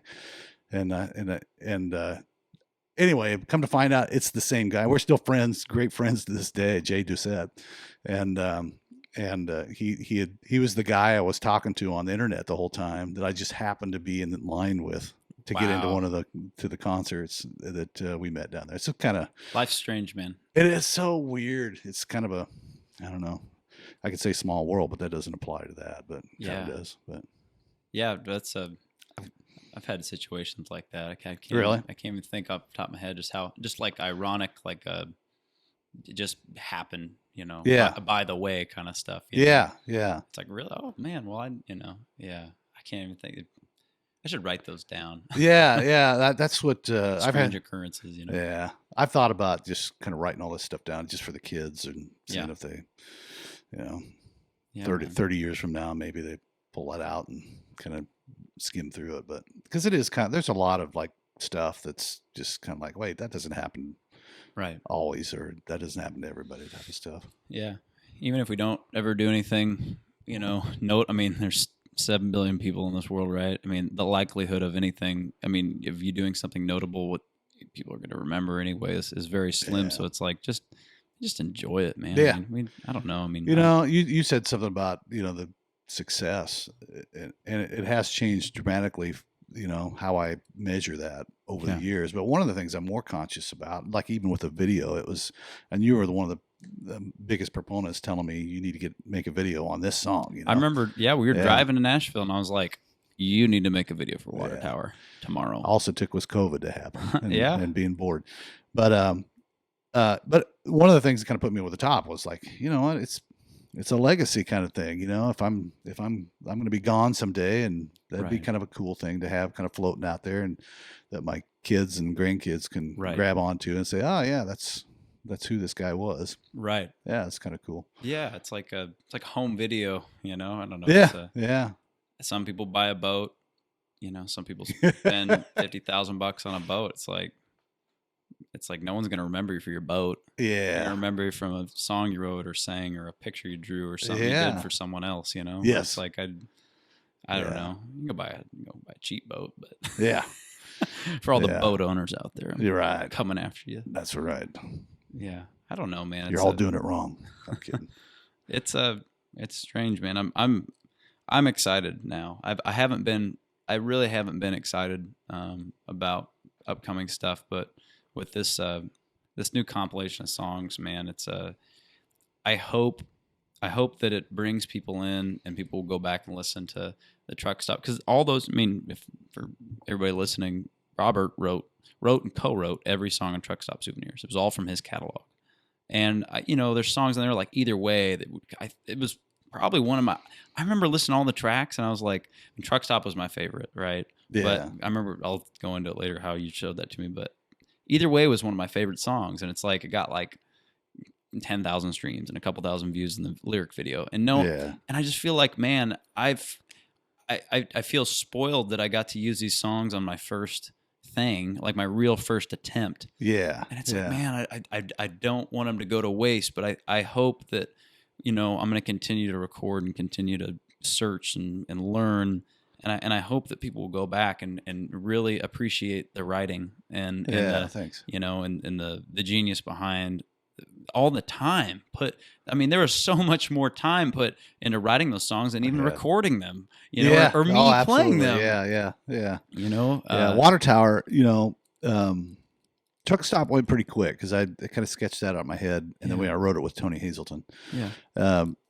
But Water Tower took me like, I want to say 6 months, and it's just, I had the concept, but the thing I was just thinking about this last night is like, you can't rush like that. There's that song I knew was something kind of special, right? Just the idea of it, right? Once I drilled into the nut of the song, what it was really about, then it was like, oh, okay, now I want to be sure it's perfect. I still kind of wish I would have been a little bit more patient on the bridge, right? But because I think I could have stuck the landing a little bit better on that, but we got to let it go. Yeah, there's a point. And there's a lot of people that struggle with that are on that mental level of perfection that you want to have. Yeah, Dave Alstead's the same way. Really? He's one of the most fantastic. I want to word this right. He's so particular, and because he's seen and heard and played a lot of things, right? Yeah. So I think I've told Dave, I'm like, dude, you're striking yourself out, because he's got recordings of stuff he sent me and showed me. I'm like, this is fantastic. Yeah. And he's like, it's not done yet. I'm like, dude, you just gotta let go. And I mean, it'd be an injustice to not share it with people. Yeah. But that's kind of what I think I've told you, but at the same time, I mean, who am I to say when you're ready to put it out or do it? I don't know. Yeah, there's definitely songs that I put out that I even knew that I was kind of compromising on, right? Like one certain part that, and I'm a big stickler on. I just feel like there has to be a payoff. Stickler me Siegs on this one. So, but yeah, that's The Payoff, man. You should make it a concept album called The Payoff, and then every song is a story with just a massive payoff. It's like you just drop the bomb on them at the end of every song. It's just a puncher, man. A big build, and then stop everything for the payoff, so you can just lay it right out there to say, and it was all in his own mind. It wasn't even him. And it was 30 years ago. Yeah, and then afterwards, there's a commentary explaining the payoff.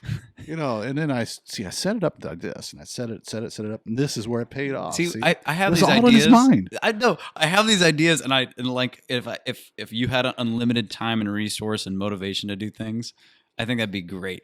It'd be funny. It'd be hilarious. Yeah. Like I don't know. I was hanging out with my neighbor the other day, Casey. I was like, I should make a clothing line called As Is. Okay, just hear me out. You go to Goodwill, All right. and you pick stuff that you like. It's like in good shape. Yeah. And all you do is you just embroider a patch on here wherever the logo goes. It just says As Is. Oh yeah. And then you just have it set up an online store and curate it to stuff. You get the right person to wear it on Instagram dude. for 1 million people, and then all of a sudden you're. I'd buy that. It's used. I love it. Yeah. I don't know. Oh, it's so hip and woke. As is, and it's just As Is, like repurposed, like a Ford Oval. As Is. Nice, black and white. I like it. Simple. I think go for it, man. But it just comes down to effort and time. It's like I've talked about this podcast forever. I'm like, I want to do one, but I don't have the time. Now I have the time. Here's the thing that I struggle with a lot, and I'm getting better at it. But I'm sure you'll know exactly what I'm talking about. When you wake up in the morning, there are 1,000 different ways you can go and invest your time and effort. And sometimes it's almost paralyzing. I could write a song today. I could start, just write. I could read because, I found over the years that it's essential that I have to read in order to kind of fill me back up in order to write a good song again. Yeah. And I could reach out to people and schedule gigs. I could practice my set list. I could create a new. It's just endless. There's an infinite. I could record. I could. We just don't want. I could do videos. I could. Yeah. That's how it is. That's. But you just got to get past that. I wish I had a manager who knew everything. It's like, no, today you write. This is your writing day, Robert. You have to. Yeah. No matter how much you don't want to. Yeah. I struggle with that the most, but I'm trying to do better. A lot of it, this last year I found out a lot with taking this time off. It's like, exercise is huge. Yes. My wife's been. It all starts with that, doesn't it? Yeah. Your health. Yeah. And not like lifting weights. I'm just saying we'd endorphins and dopamine and all that. Dude, we go for a mile and a half walk every, at least every morning we can when the weather's good, at least 5-6 days out of the 7 a week. And then my buddy joined Army Reserves. So I was inspired by him. I couldn't believe he did it. And I was like, I'm like, great. It's awesome, man. And I went to one of his drill practices and it was basically, it was just a 5K run. I've never ran that long in my entire life. Never. And I was like, I'll just go do it. Yeah. Either I'm going to be able to do it or not. And I did it. Ran 4 miles, and I was like, and I was slow. I was huffing and puffing, but I'm like, okay, I could do this. So it's like, so I just started running up and down the road every day, at least when the weather's nice. Usually 6 days a week or whatever. Just a 3 mile run. I'm like, is it way easier now? Yeah, now I can do it. My resting heart rate's low. I'm not winded when I'm done. Good. So I want to push, like Bruce, bartender Huckfelt at Shock and Betty's. Brucey. Yeah. And he runs. He runs like 8 miles a day. Wow. I wish I could do that. 6 to 8 a day, and he carries that flag and walkie. Oh. And I'm like, dude, and he's that inspired me to do it too. I was like, so when the weather's not good, I got my treadmill set up downstairs. Nice. And but it helps me want to do something. It's like, okay, well, if I'm going to do that, I've already made the decision. I'm going to do it 6 days a week, so there's no anxiety of going to do it. And I want to continue to run further. Good.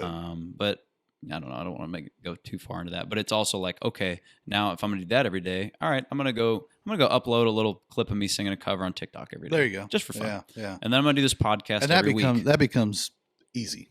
It's not the decision's made. Right. And it's like, okay, so I'm going to do this podcast every week. I'm going to find a guest. We're going to do it. And that's it. And it doesn't. So it started to not become about, oh, I'm going to do this because I'm going to get this in return, or this is, I'm going to get it. Yeah. You know what I'm saying? Yes. Like, I'm going to get views, or I'm going to, no. It's, I'm going to do it. It doesn't matter. Right. Everything. I have the time. I have the resources. I've chosen to do it. I'm going to do it. And I wish I could be like that with songwriting. And maybe I will one of these days. I just know I'm not that talent. That's not where my talents lie. Yeah, right. Like yeah. I'm a worker. I'm not that creative of a. You know what I'm saying? Yeah, yeah. I'm not a wordsmith. Yeah. So it's yeah. like I would rather pick the brain of a great songwriter and you know, or songwriters, and just reach out and be like, hey, you know, what do you got that would fit this? Or Yeah. I don't know. We've talked about this before. I mean, don't sell yourself short. Maybe someday, man. Yeah. I'm just not there yet. You hold your own. I mean, in the writing room, it's a whole different deal when you're writing by yourself. And sometimes you just want to write. I get tired of the filter in my head where you're like, last night I'm working on the song and I had to fight off because when I came to Nashville, I was writing my own stuff and people were turned on. That's the age old story. You know, you come, oh, we love what you do. Now let's change everything, you know? And I after years of like, no, that's not commercial. I have to fight it now because I'm not really chasing the mainstream because I just want to write the very best song that I could. And that's what Water Tower was. That's what Track Stop Souvenir. We weren't chasing the radio or anything like that. So, I've been with you. And that's what compels me, you know, writing stories that. Yeah, man. Yeah. I mean, those are the songs that brought me in. And then, you know, you showed me songs that you've written with other people, you know, for like, oh, we're writing it for this motivation. We're not writing it because we decided to write today. We're writing it because we're committed to this time and we got to write something. Yeah. And I've heard songs like that, and those don't excite me. No. But the ones that excite me are the ones like I had an idea and I just had to get it out. Yes. And, you know, I think, oh man. But then also there's many sides of that argument, you know, like Jason Isbell, right? Yeah. I remember, I don't know what he said, but it was something along the lines of, I don't write just when I'm motivated. I choose to write every day or, you know, or whatever. He's like, and then along the way, something good happens. Yep. So I don't know. I think I'm starting to subscribe to that more with everything. Yeah. You know. Well, and you made a good point before too, is like detaching yourself from the expectations. There you go. That's great. Yeah. I've struggled with that my whole time because when I'm like, even last night I'm sitting there writing like, oh my gosh, I could just hear this on the radio or whatever. I'm like, well, stop. Just write the best song. Right. And write what it's trying to tell you. It's called Small Town Proud. Now, you know. Yeah. Somebody's probably going to write it before I finish it because it'll take me another month to finish it. Sure, man. And be that. But it doesn't matter, if you hear it, so this has happened so many times. You know, most recently, God's Country. I had this idea of God's Country, and literally, I'm like wrote half the song. Me and Bill DeLuigi. Yeah. Half the song, and I'm on my way driving back from Nashville, and Blake Shelton. Here's Blake Shelton's brand new song, God's Country, and I was like, oh, it's horrible. Yeah, I've had that happen probably 10 times. You know, just. A Woman Like You, I wrote that long before Lee Brice. Yeah. But anyway, that's a big deal. Is to and that's the thing. I mentioned this to you before, but observing you through the years is you have a natural tendency to. Some of us just dream about it. You just do, and then kind of put your head up and see where you're at and then figure out, am I going the right direction? Stupid stubbornness. I'm the most persistence. Stubborn. I mean, I'm stubborn, man. If I want to do it, it's the practice of persistence. And, you know, I think we talked about this. I just read a book, and I think it's called Art and Fear. And this art professor challenged his group, and he put them into two different groups. And one of them was, I'm gonna judge your grade is gonna be judged by the pound. So how many ever pieces of artwork you do, paintings, I'm gonna put them on a scale, and if it's this many pounds worth of work, this many canvases, you get an A. If it's only this much, you get a B. This group, I'm only gonna judge you. You don't have to do anything. I'm just gonna judge you on your best piece of work, right? Right. And at the end of the day, or at the end of the semester or whatever, the people who only did one piece of work was shit because they sat around thinking about it the whole time and they didn't execute. Right. And the people who did it by the pound, or they started as like, oh, this is simple, I'm just going to do this. And then they started learning every single day. And the output of what they did by the pound, their best work was by far superior than the person thinking about it. Yeah. See, that's, man, what would you say? You detach yourself from the expectation. Yeah. Was that it? Yeah. That's exactly.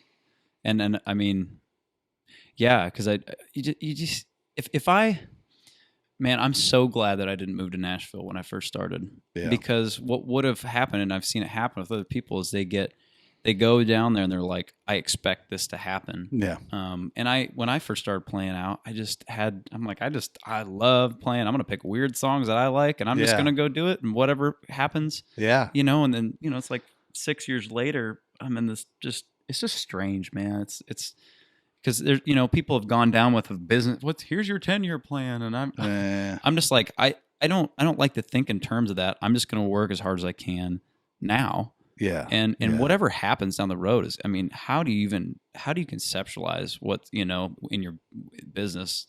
Well, in the music business, what's going to happen 5 or 10 years? You think all these people were expecting COVID to happen? No. I would love to have a conversation with the people I talked to in 2017 and 18. That when we released Truck Stop, they're like, "What's your plan, man? What's your like 10-year plan?" I'm like, "Well, I'm just going to continue to keep working. Just building this thing." Yes. Content. It's just content over and over. Man. What you love doing, what turns you on, and over time, it's just a body of work that people are either going to be turned on and dig into, or they're going to be like, "Oh, that's not my cup of tea. I'll somewhere else." But I'm having fun. Yeah, I mean, and that shines through. I think sometimes I don't have fun. I was just getting ready to say that there has been nights where I'm just kind of like the strummy dummy, and you're here, man. Just kind of you're here because you committed 9 months ago, and you got to follow through, and and do the best you can. But it's important that you do those though, because then you know how to handle them better. Yeah, absolutely. And it's kind of like what you said with writing. I mean, you kind of, if you do it every day, you learn kind of how to push your way through, and then identify the special moments and stuff like that to kind of build on. Right. And I mean, I thanked you for this before, but I had never dreamed I would enjoy it, because the thing about songwriting was I knew I could halfway sing and kind of play guitar, but I never dreamed that I would want to stand up in front of other people. And that's not in my DNA, but I've enjoyed it. The thing I've enjoyed most, and it's a lot of the same people who are fans of yours that I've gotten to know, who kind of appreciate what I do, and they're fans of your music, man. I mean, I recorded they're your songs that I'm covering. Yeah, but to look out and see people that you've seen, that have come to see you 5-6 times, and they're there that night. And then when you start seeing multiple groups like that, and they're bringing people, and then that's really a good motivation. Oh, okay, well, I'm going to step it up tonight. I'm going to Anyway, I just want to make sure I didn't lose it. I want to have another track, but this is man, I'm having a good time. Yeah, me too. I've always wanted to do this. I've always wanted to do a free form thought, and just, because I've listened to hundreds and hundreds of hours of Joe Rogan and other podcasts. This is the format that, I don't know, I enjoy. I think you enjoy as well. Where I do. Now let's talk politics. Let's get it. Let's figure it out, Bobby. Yeah, we wasted all this time on music and songwriting and stuff. Let's talk politics. You just lost half your listeners, dude. Man, no matter which direction we go.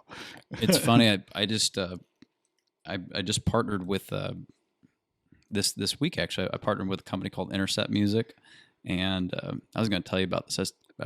When you're supposed to come over Monday, I was going to tell you about it, but Bobby flaked on me. But no, anyway, this company, man, they it's the CEO and owner and guy started it, partial started and whatnot.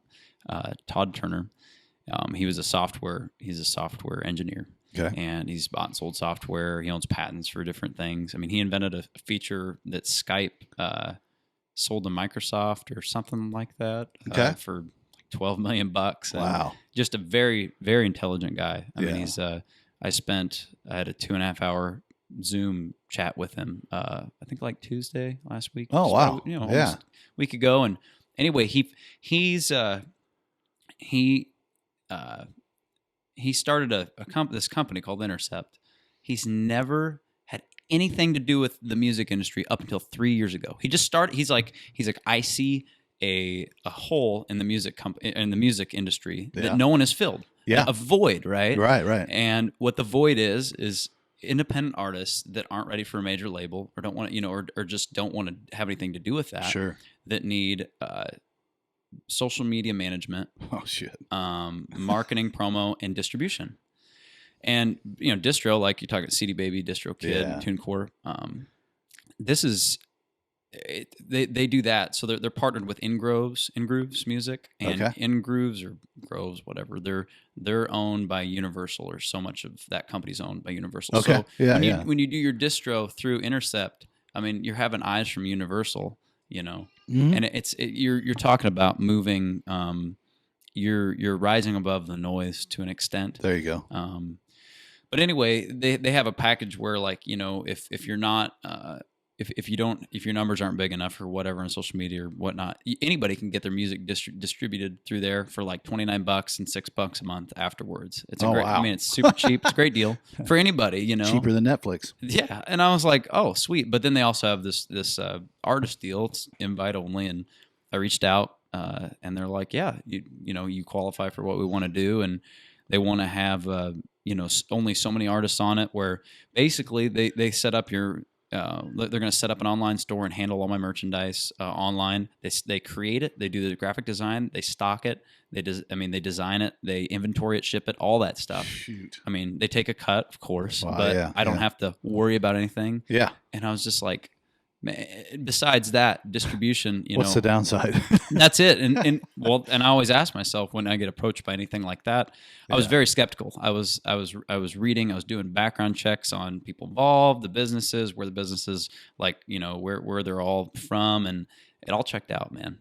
I was glad to find what I found. I talked to Todd for a couple hours. I mean, he's talking to me from he's out in kind of the northwest region of Washington State, and I mean, very interesting guy. I mean, he was. I would love to. I mean, if he was ever in Iowa, I'd have a podcast with him, because everything he said made a lot of sense. All that stuff is the biggest for me, and some people are. I mean, I've always said that you're. As much as musician you are, you're an entrepreneur. You have an entrepreneurial spirit. Not everybody has that, and that's the biggest energy drain for me to even think about that kind of stuff. So I'm happy for you. I'm a week into it with them. I told them, like, I'm all in, man. That frees you up for so much other stuff, right? Though. Yeah. Well, I mean, I manage my own social media. I don't really. It's not a whole lot to manage. That's an extra feature for me, because I don't know. Basically, well, you grew up with that, so you're comfortable with it. Yeah. I'm not comfortable with it at all. It is an ordeal for me to get a video out. Yeah. Like here's me playing guitar, singing this song, It's in a whole ordeal. But go ahead. I'm sorry. Well, no. Basically, their platform, it's a website that consolidates Twitter, Instagram, Facebook, YouTube. And, like, let's say you want to release a CD. They have basically like a template almost. Like, okay, this is what you need to post a month in advance. This it's what a label would do for you, but take all your revenue. Yeah. They just do that. I mean, and they want to make money on your merch, of course. But I love the model. It makes so much sense. And that's why I was skeptical at first. I'm just like, what's the catch? And then he explained it to me, and I'm like, man, if this ain't it, nothing is, because this is but the main thing for me was distribution, and they can open doors for, like someone like me, who I'm not ready for like a Universal deal. Like, I don't want to go live on the road. Well, especially Universal, they're go ahead. I'm sorry. I mean, or any of them, Yeah. But the point is, it's like there's so many people in my spot, that are just in this, purgatory of, what do I do next, or what do I do? Right. And, I think I'm pretty excited. I'm going to see how it goes, but Well, you've got the cool thing too is, I mean, you've got what 31,000 followers or something like that on Facebook. Like 31 or something. I mean, that's a great, and it's not just Des Moines, Iowa. I mean, it's all over the United States, probably all over the world. It's mostly to Truck Stop, because I think I had like 6,000 before that album. Really? Yeah. It was a lot of it was just from the video. I liked the page, and but you think of the laws of exponential growth.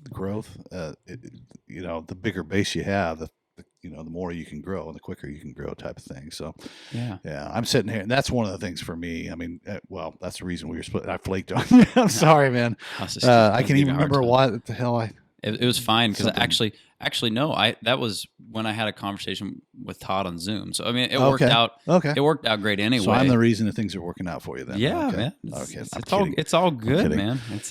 But yeah, just to grow that number. I mean, I've been sitting on. I sat at 2,900 for a long time, and I'm just not it bothers me a little bit just because I like to see things grow. It's not an accurate reflection of anything. No, it's not. But in my mind, I'm so goal oriented that I have to see progress going all the time. And now, I'm thinking I released the video of Water Tower, and I think I picked up 100 people. Yeah. And I'm thinking I'm going to double this. It'll get in front of more people. I promise. Yeah. I mean, it's good enough. I'm going to help you with that. Yeah, I appreciate it, buddy. The realistic thing is you have to pay to get it in front of people. Yeah. Because I mean, every day, think of all the things that are posted. Yeah. It's a necessary evil. It's just you're just paying for their attention. Yeah. And the thing is, it's wholesome, good content. That I don't feel ashamed of promoting the music. It's a good commercial. I mean, people need, I mean, they need content to, out of all the other content out there, cat videos with billions of views that are just negative shit on the internet. It's like, this is the only positive, well, it's an art, man. I mean, it's the little Jody Ernst. Teresa, whatever her name is, I don't remember. But yeah, I've heard it's like, I'm just so tired of it's TV.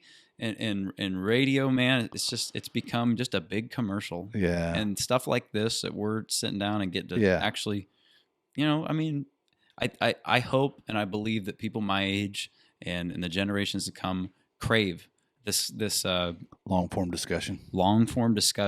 Yeah. And we have to have it. And I was joking about politics before, but the genius in Joe Rogan is, and now ironically it goes to that's a whole other thing. Spotify, for one thing, Spotify, and then secondly, that now they want to censor him. And he got that 100 million, dude. Right. He's got paid. Money speaks.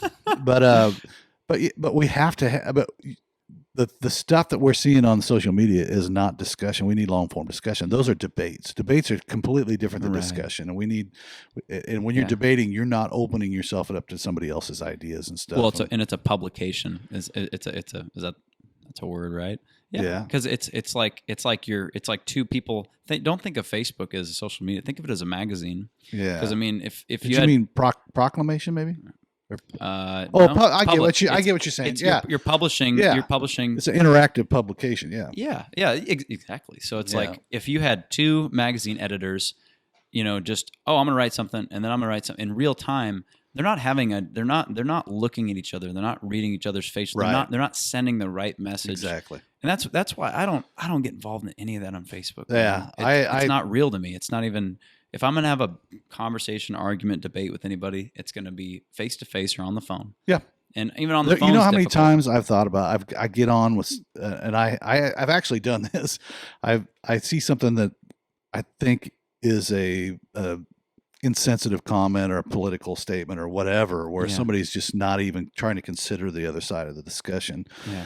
And I've only done this once, but I've considered doing it many, many times. And I've DM'd them and said, I don't agree with what you're saying here. I think we're, if we really broke it down, we all want the same thing. 90% of us want the same thing. We just have a different way of going about it, or our philosophy and how we get it accomplished. Or miscommunicate. And I'd love to have a long form discussion. I don't want to debate it. Yeah. But if you want to call me, here's my phone number. Then of course I didn't get the phone call. But I learned from that. It's like people don't want to have a discussion. Nope. They want to put their stuff out. And they want to argue, and they get that. Oh, someone said something. Someone said that. I don't agree with that. Yeah. What an idiot. Yeah. And that's really what they're getting out of it, and and that's why. Man, I've clocked out of Facebook for a while. Like I won't post something for a month. That's awesome. Yeah, that's great. I'm fixing to. Yeah. I've cut way back, and I had a. Did you delete the app yet? No, dude. I told you, man. You don't need to have the personal app on your phone. Well, I've got to figure out that stupid. They just changed They changed the the business app for Facebook or whatever. Yeah, all you need is the business app. Yeah.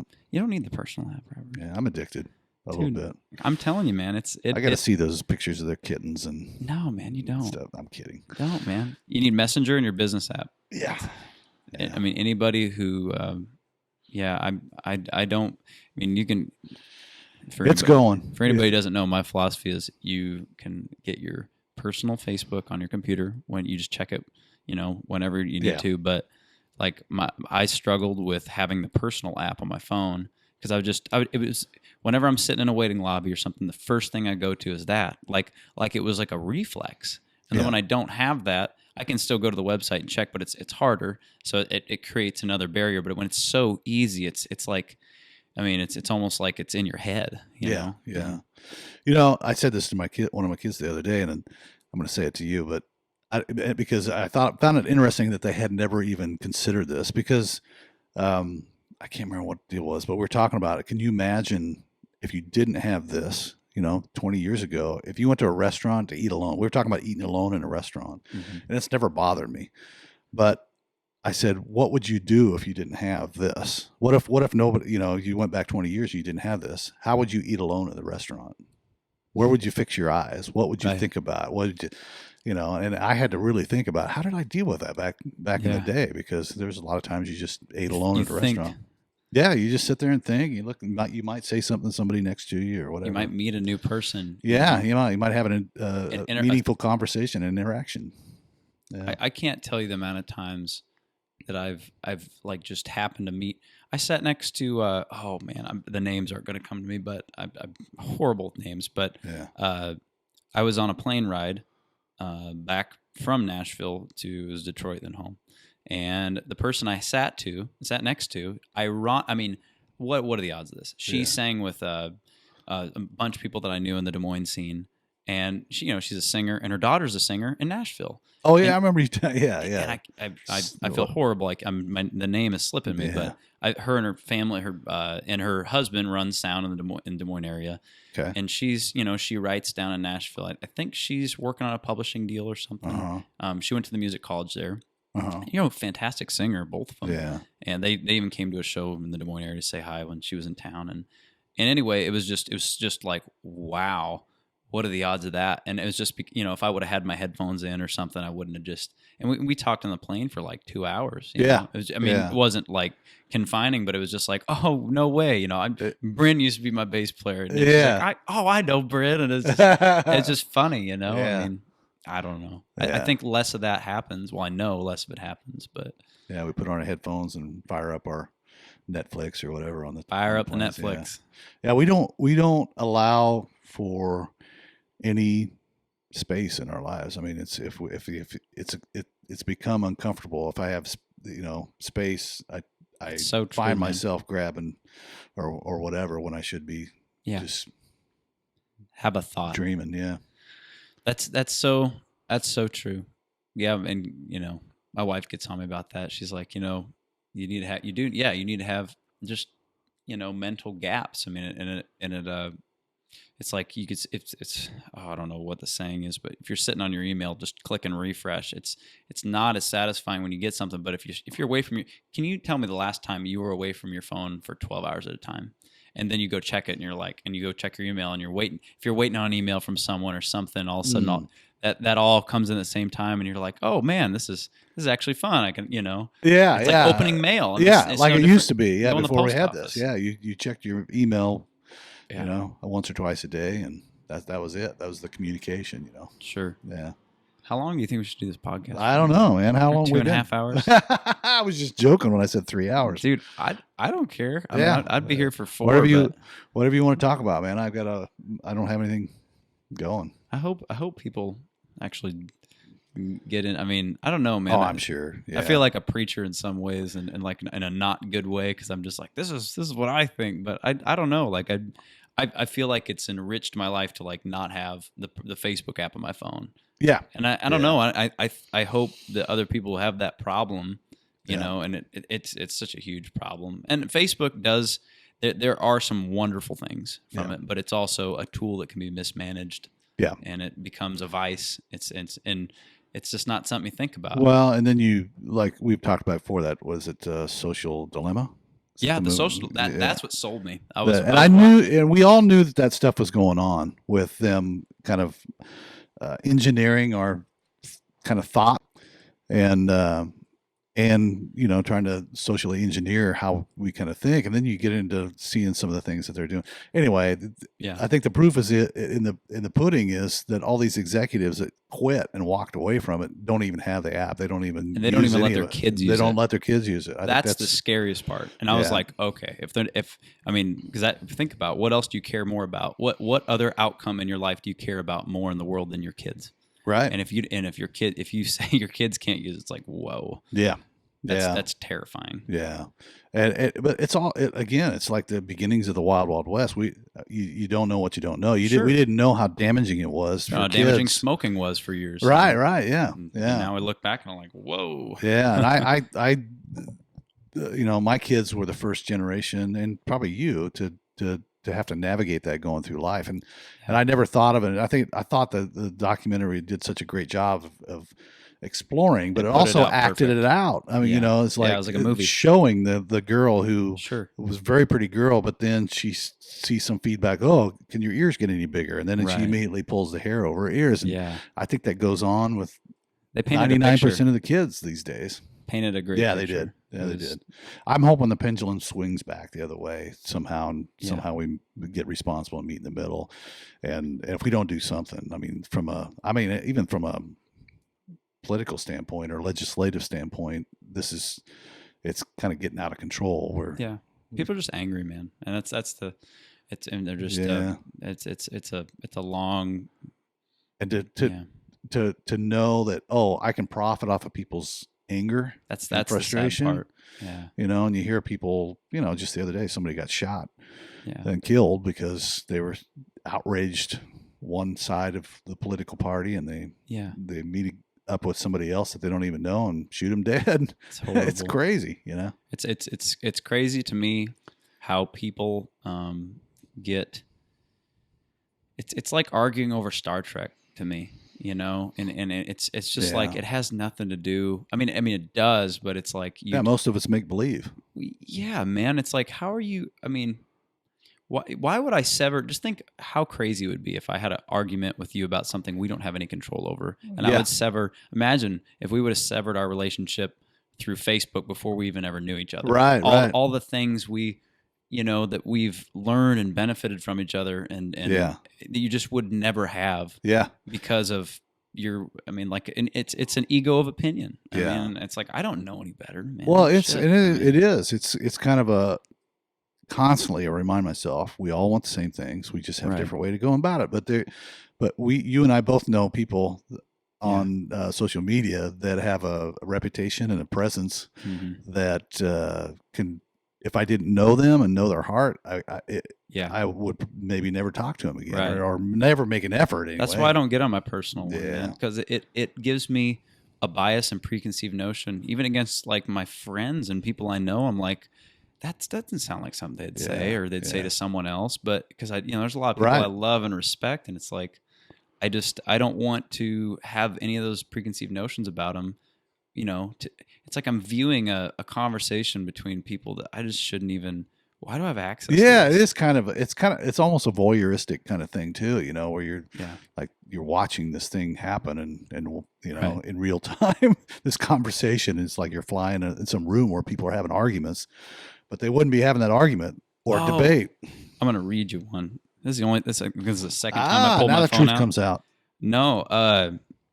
So my buddy Dave Alstead, he told me we shall call him Dave. Huh? We shall call him Dave. Dave told me, he's like, I got this. He's like one of my good friends on. What is it? He's like he's a bass player. He used to be in a band with. And I just looked this guy up. I think his name is Jay Weaver.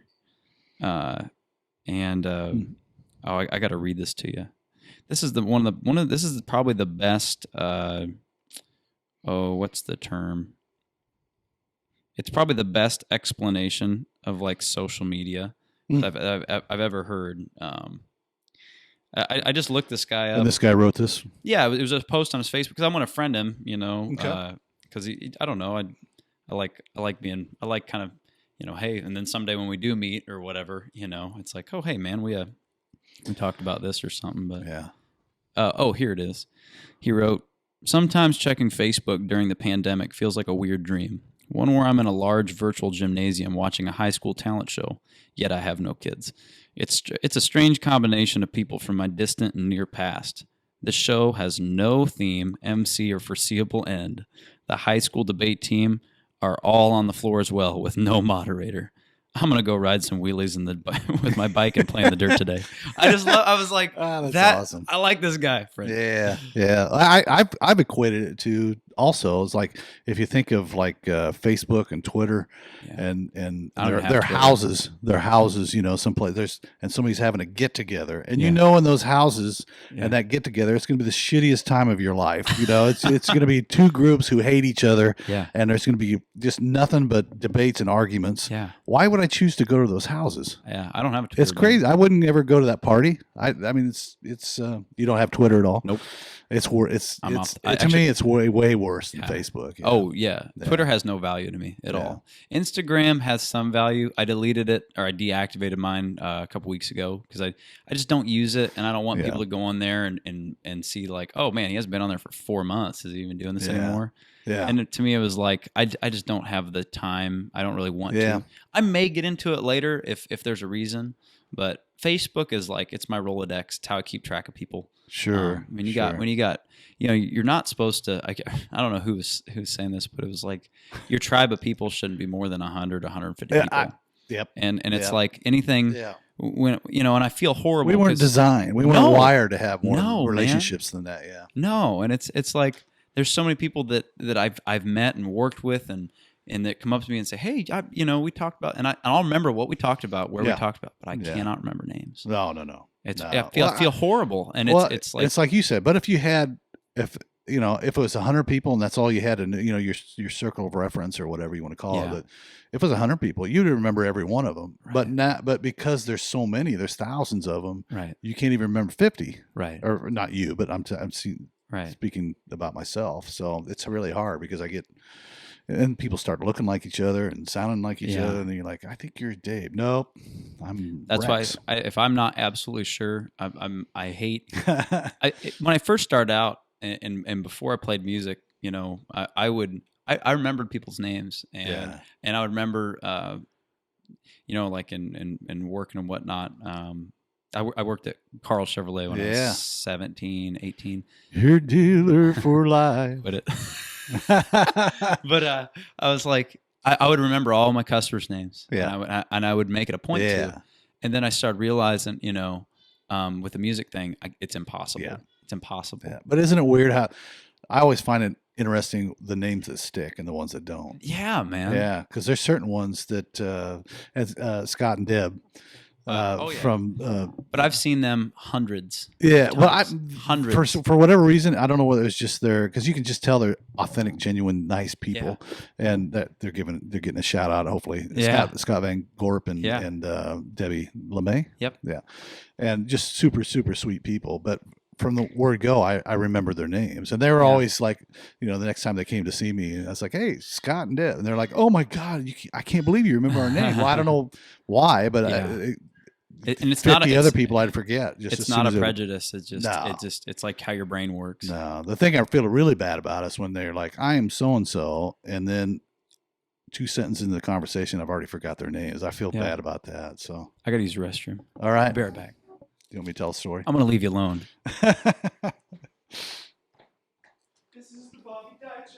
This would be the part where if I had a guitar, I'd just play a song.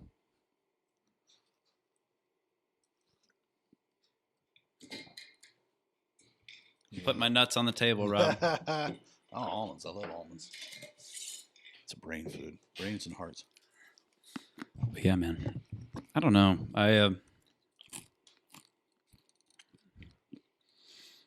The social media things, it's just so strange. It's like a dream. It's like you're just connected to too many people at one time. But the beauty of that is that, I mean, 20 years ago, there's no way someone in Iowa could be doing what I'm doing. Right. independently, and think about those days though. Yeah. I mean, the way you market yourself, it is calling people up and saying, "Can you come to my show?" or else sending out flyers or mailers or whatever. It's just it's hard to think about how those. I mean, that was a lot of legwork for those guys. I have a lot of respect for people who made it in those days. Yeah, yeah. I mean, it's very similar. Like, still email marketing is the best way to connect directly with people. I mean, I'm still not a fan of doing it, but you have to. I have been resisting, but I totally agree that this Music Marketing Manifesto podcast I listen to is that's their whole premise. It's the last frontier where you can. But it's so true. But because we've talked about this, you have 30,000+, I have 3,000+, and I just released that video. I have no idea how many, and I paid money to promote it and everything, and I have to pay money for people who are.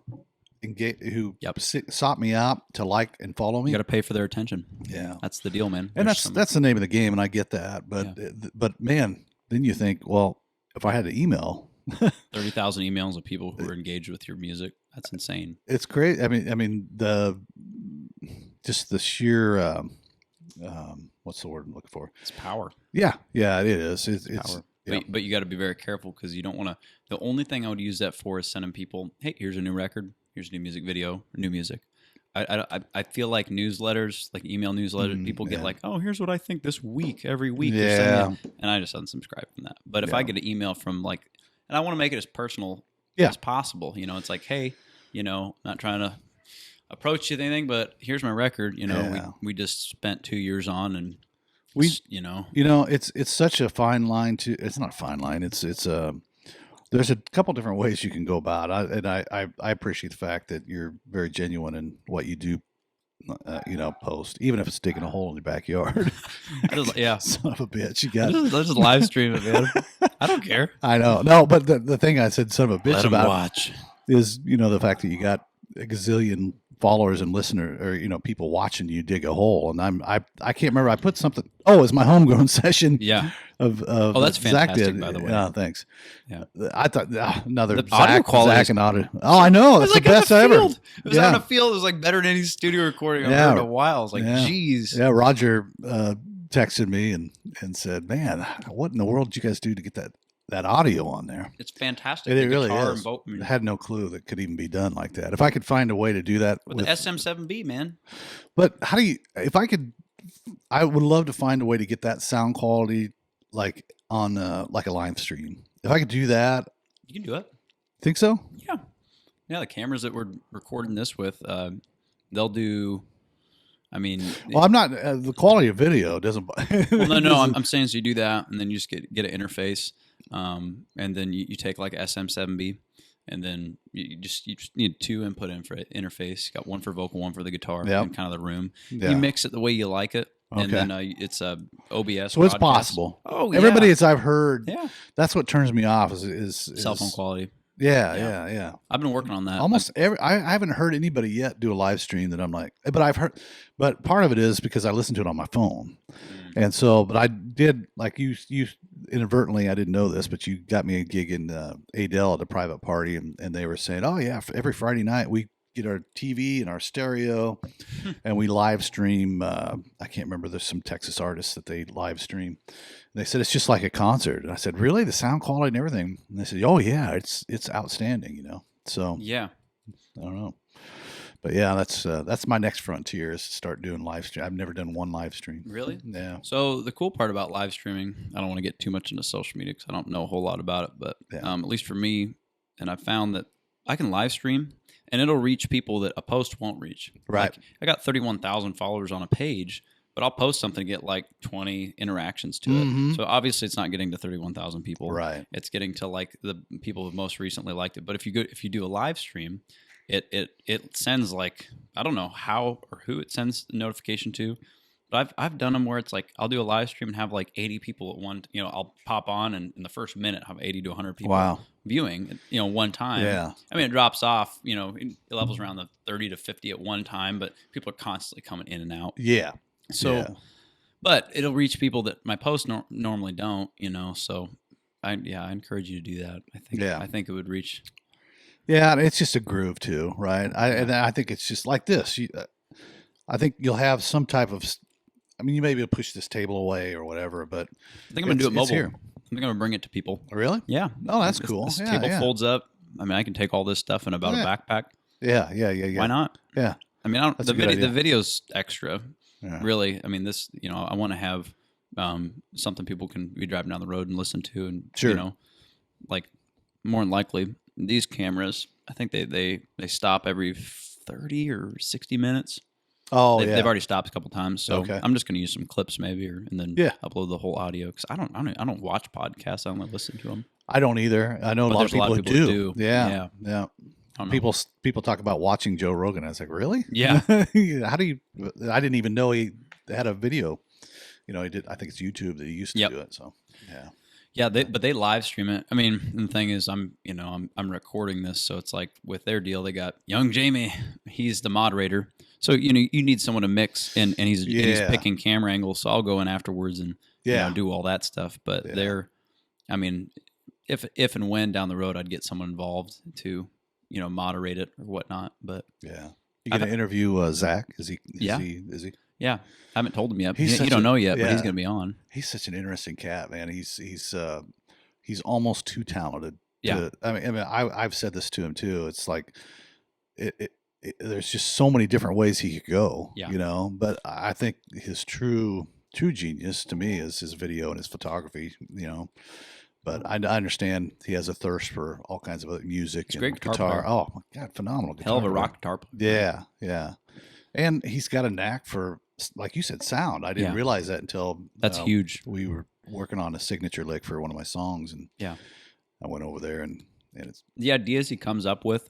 Like when we're talking about video or whatever, he'll just come out with some left field that I wouldn't even have like dreamed or thought about, and it's fantastic. And just on like a phone, I'll just call him up, be like, "Hey, what do you think?" He's like, "Well, what if you did like?" And then boom, it's like this great idea. I'm like, "Whoa, man!" Yeah, and sometimes it's like 4 or 5 subtle things together that just like you don't think of that brings it, or a camera angle or different. It's or this background.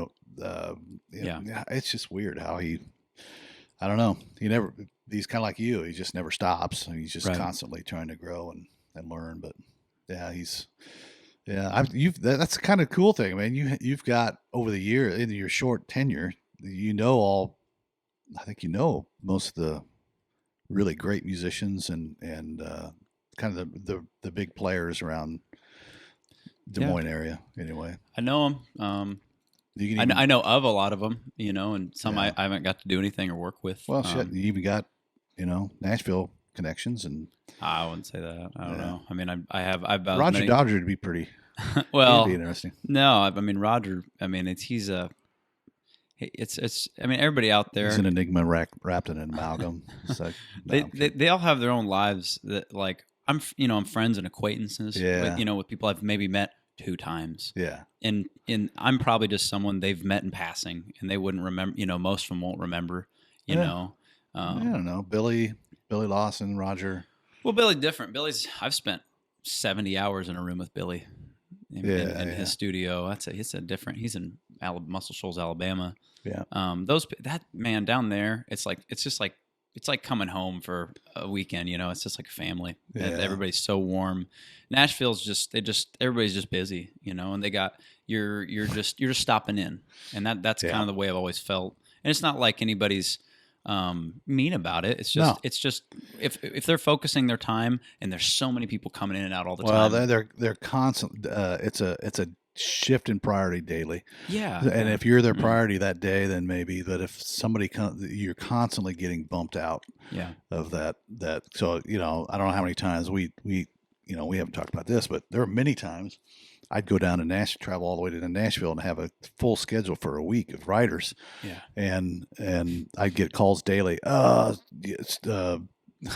be like, Stapleton just called. He wants to write today, so I'm gonna have to let you go. Of course, Kendall Marvel, and it just. And I've had actual weeks there where every single one canceled. Yeah. But, well, they're there every day. It's nothing to them. and it's not their problem. You don't live there. It isn't, and I totally respect that.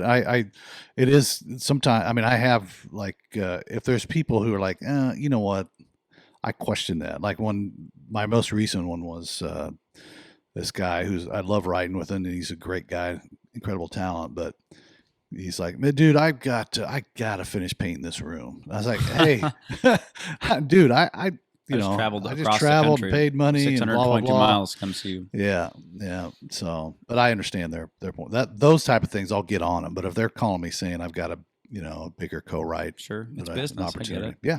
But I mean, even to me, yeah, and that's where my mentality differs from there, and it's a Midwest thing versus a kind of a thing over there where it's we're prompt, we're on time, and it's your words kind of goal, but out there it's just kind of out of sight, out of. Roger said it best. He's like when you're not here, you're out of sight, out of mind. Yep.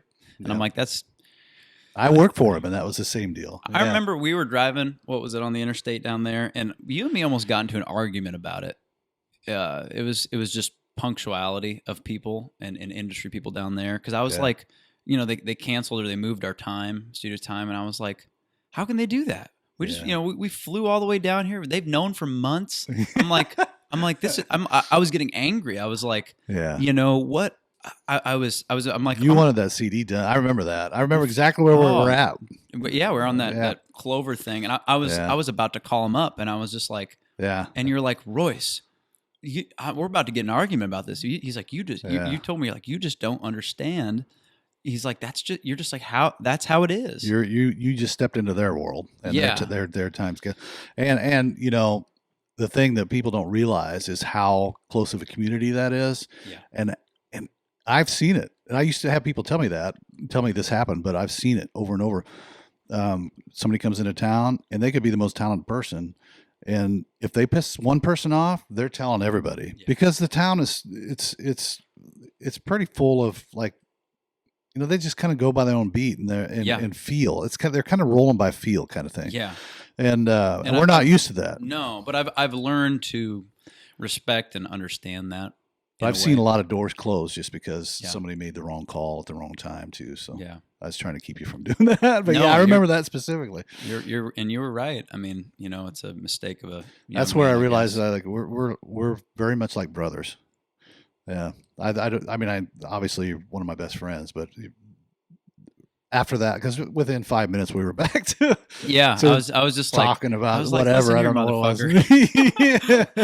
And I pull this car over right now. The funny thing is, I was trying to pull it off, but we were in the middle of it, like a Clover thing, and I was so worked up. I was going to pull off, and I was going to say, dude, this is. Let me tell you how this is, and I need to stop in order to tell you, but I couldn't pull over. Well, I'm glad you did, because like I said, I can count on my left hand how many decisions I made out of anger in this 6-year journey. Yeah. And I'm glad I didn't make that one. Yeah. I was there for a couple of those. Yeah. I just get fired up, man. I get fired up when people, do you wrong and don't care. Yeah. But then then you start kind of realizing I guess you put yourself in their shoes and understand how many people they deal with and how many, bullshit people they deal with that waste their time. And, I get it. I completely get it now. And I don't know. It's just it's a different mentality. It's like a different country. It's no different. Like, went to Europe 2 years ago and went to 5 different countries, and they're all within a couple hundred miles of each other, but the mentality is totally different. I'm like, you're talking about a state that's 600 miles away. It's a 10-hour car ride. Yeah. Of course, people are going to be raised in a different environment. They're going to be, and it's just you're a product of what's going on around you, and it's not a bad thing. It's just different. Yeah. And most people mean well. Yeah. No, and they do. And I've taken things the wrong way, and I've said that I've done and said things that people have taken the wrong way. And I think it just comes down to a little more patience, understanding. I don't know. I try to work on that. Yeah. You and me both. Well, Bobby. Yeah. It's been fun, man. It's been fun, man. Appreciate it. Just about 3-hour mark here. All right. To finish this off with you said something about you had a truck stop story. Oh, yeah. I've told this many times, but I've always wanted to do it on a podcast. So we were, me and Robert were at his house, And I remember this day specifically. It was raining like a torrential downpour. I think there's like a flooding going on. This is summer of 18 sometime, maybe late spring. And we had five songs picked out. Six that we're going to go record. Yeah. Well, 5 we're going to record and then use some stuff from your Abilene track. But anyway, from your catalog of songs, when we decided we're going to go down and do it. And you were like, I was just about to leave. And I was like, I was joking with you. You know when you're hanging out with someone and like, you got to go, or you know your time's up. You know what I'm saying?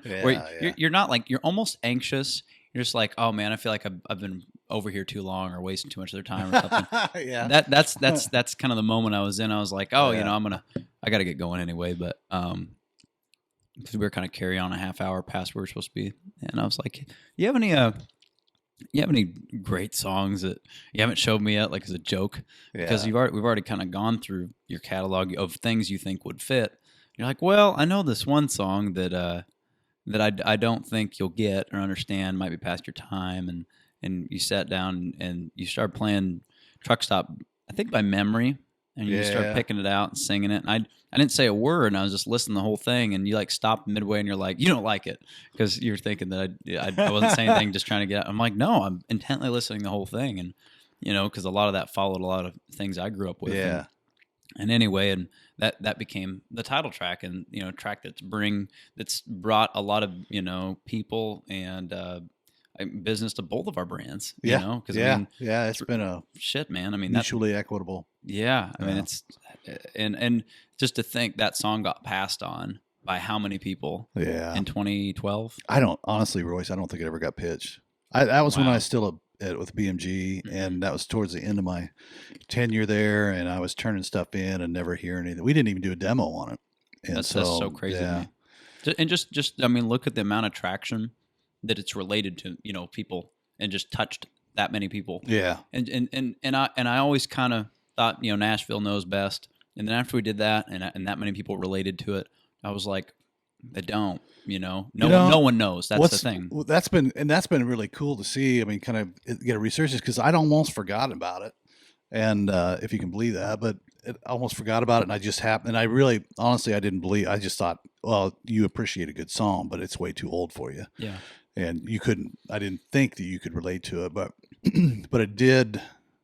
The cool thing has been seeing the comments. A lot of them on your, most of them on your video and stuff. Just to read down through, and to see how people have related to that, and like telling the story. Oh, that reminds me of my dad. He was this, or my whatever. And well, it's always the dad, but whether it's we fixed up an old car, or a lot of people remember the truck.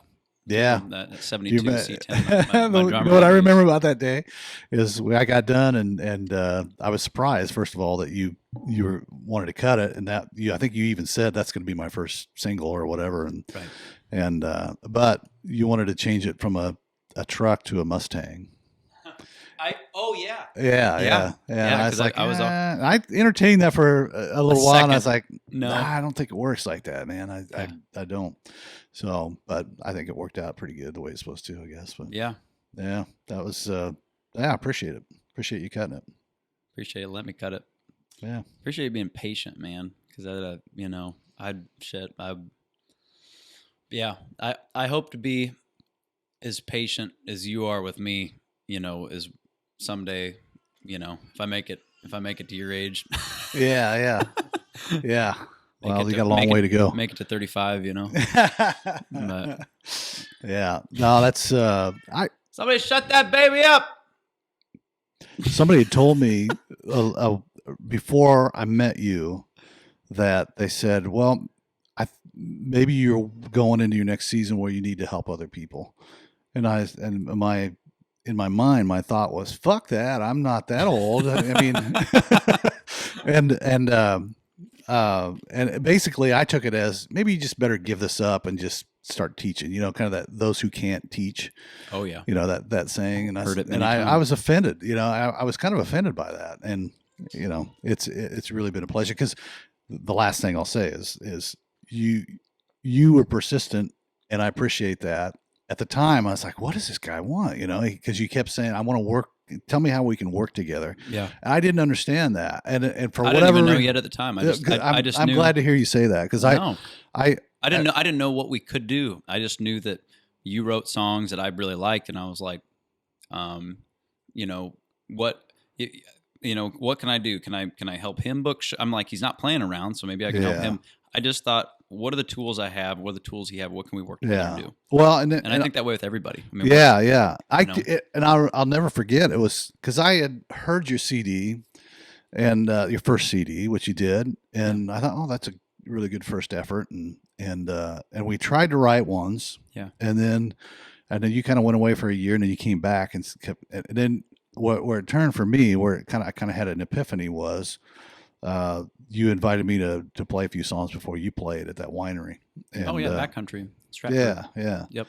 And when your voice was way different, it was fuller, it was more mature and everything. 2 years difference, man. And you were so much more confident, and you stepped up. And I watched the people, and I listened to you, and I was like, okay, we got to do something here. And the only thing I could come up with was, okay, this CD, I think I can get a lot more quality out of it, and I think you spent a fraction of what you spent here.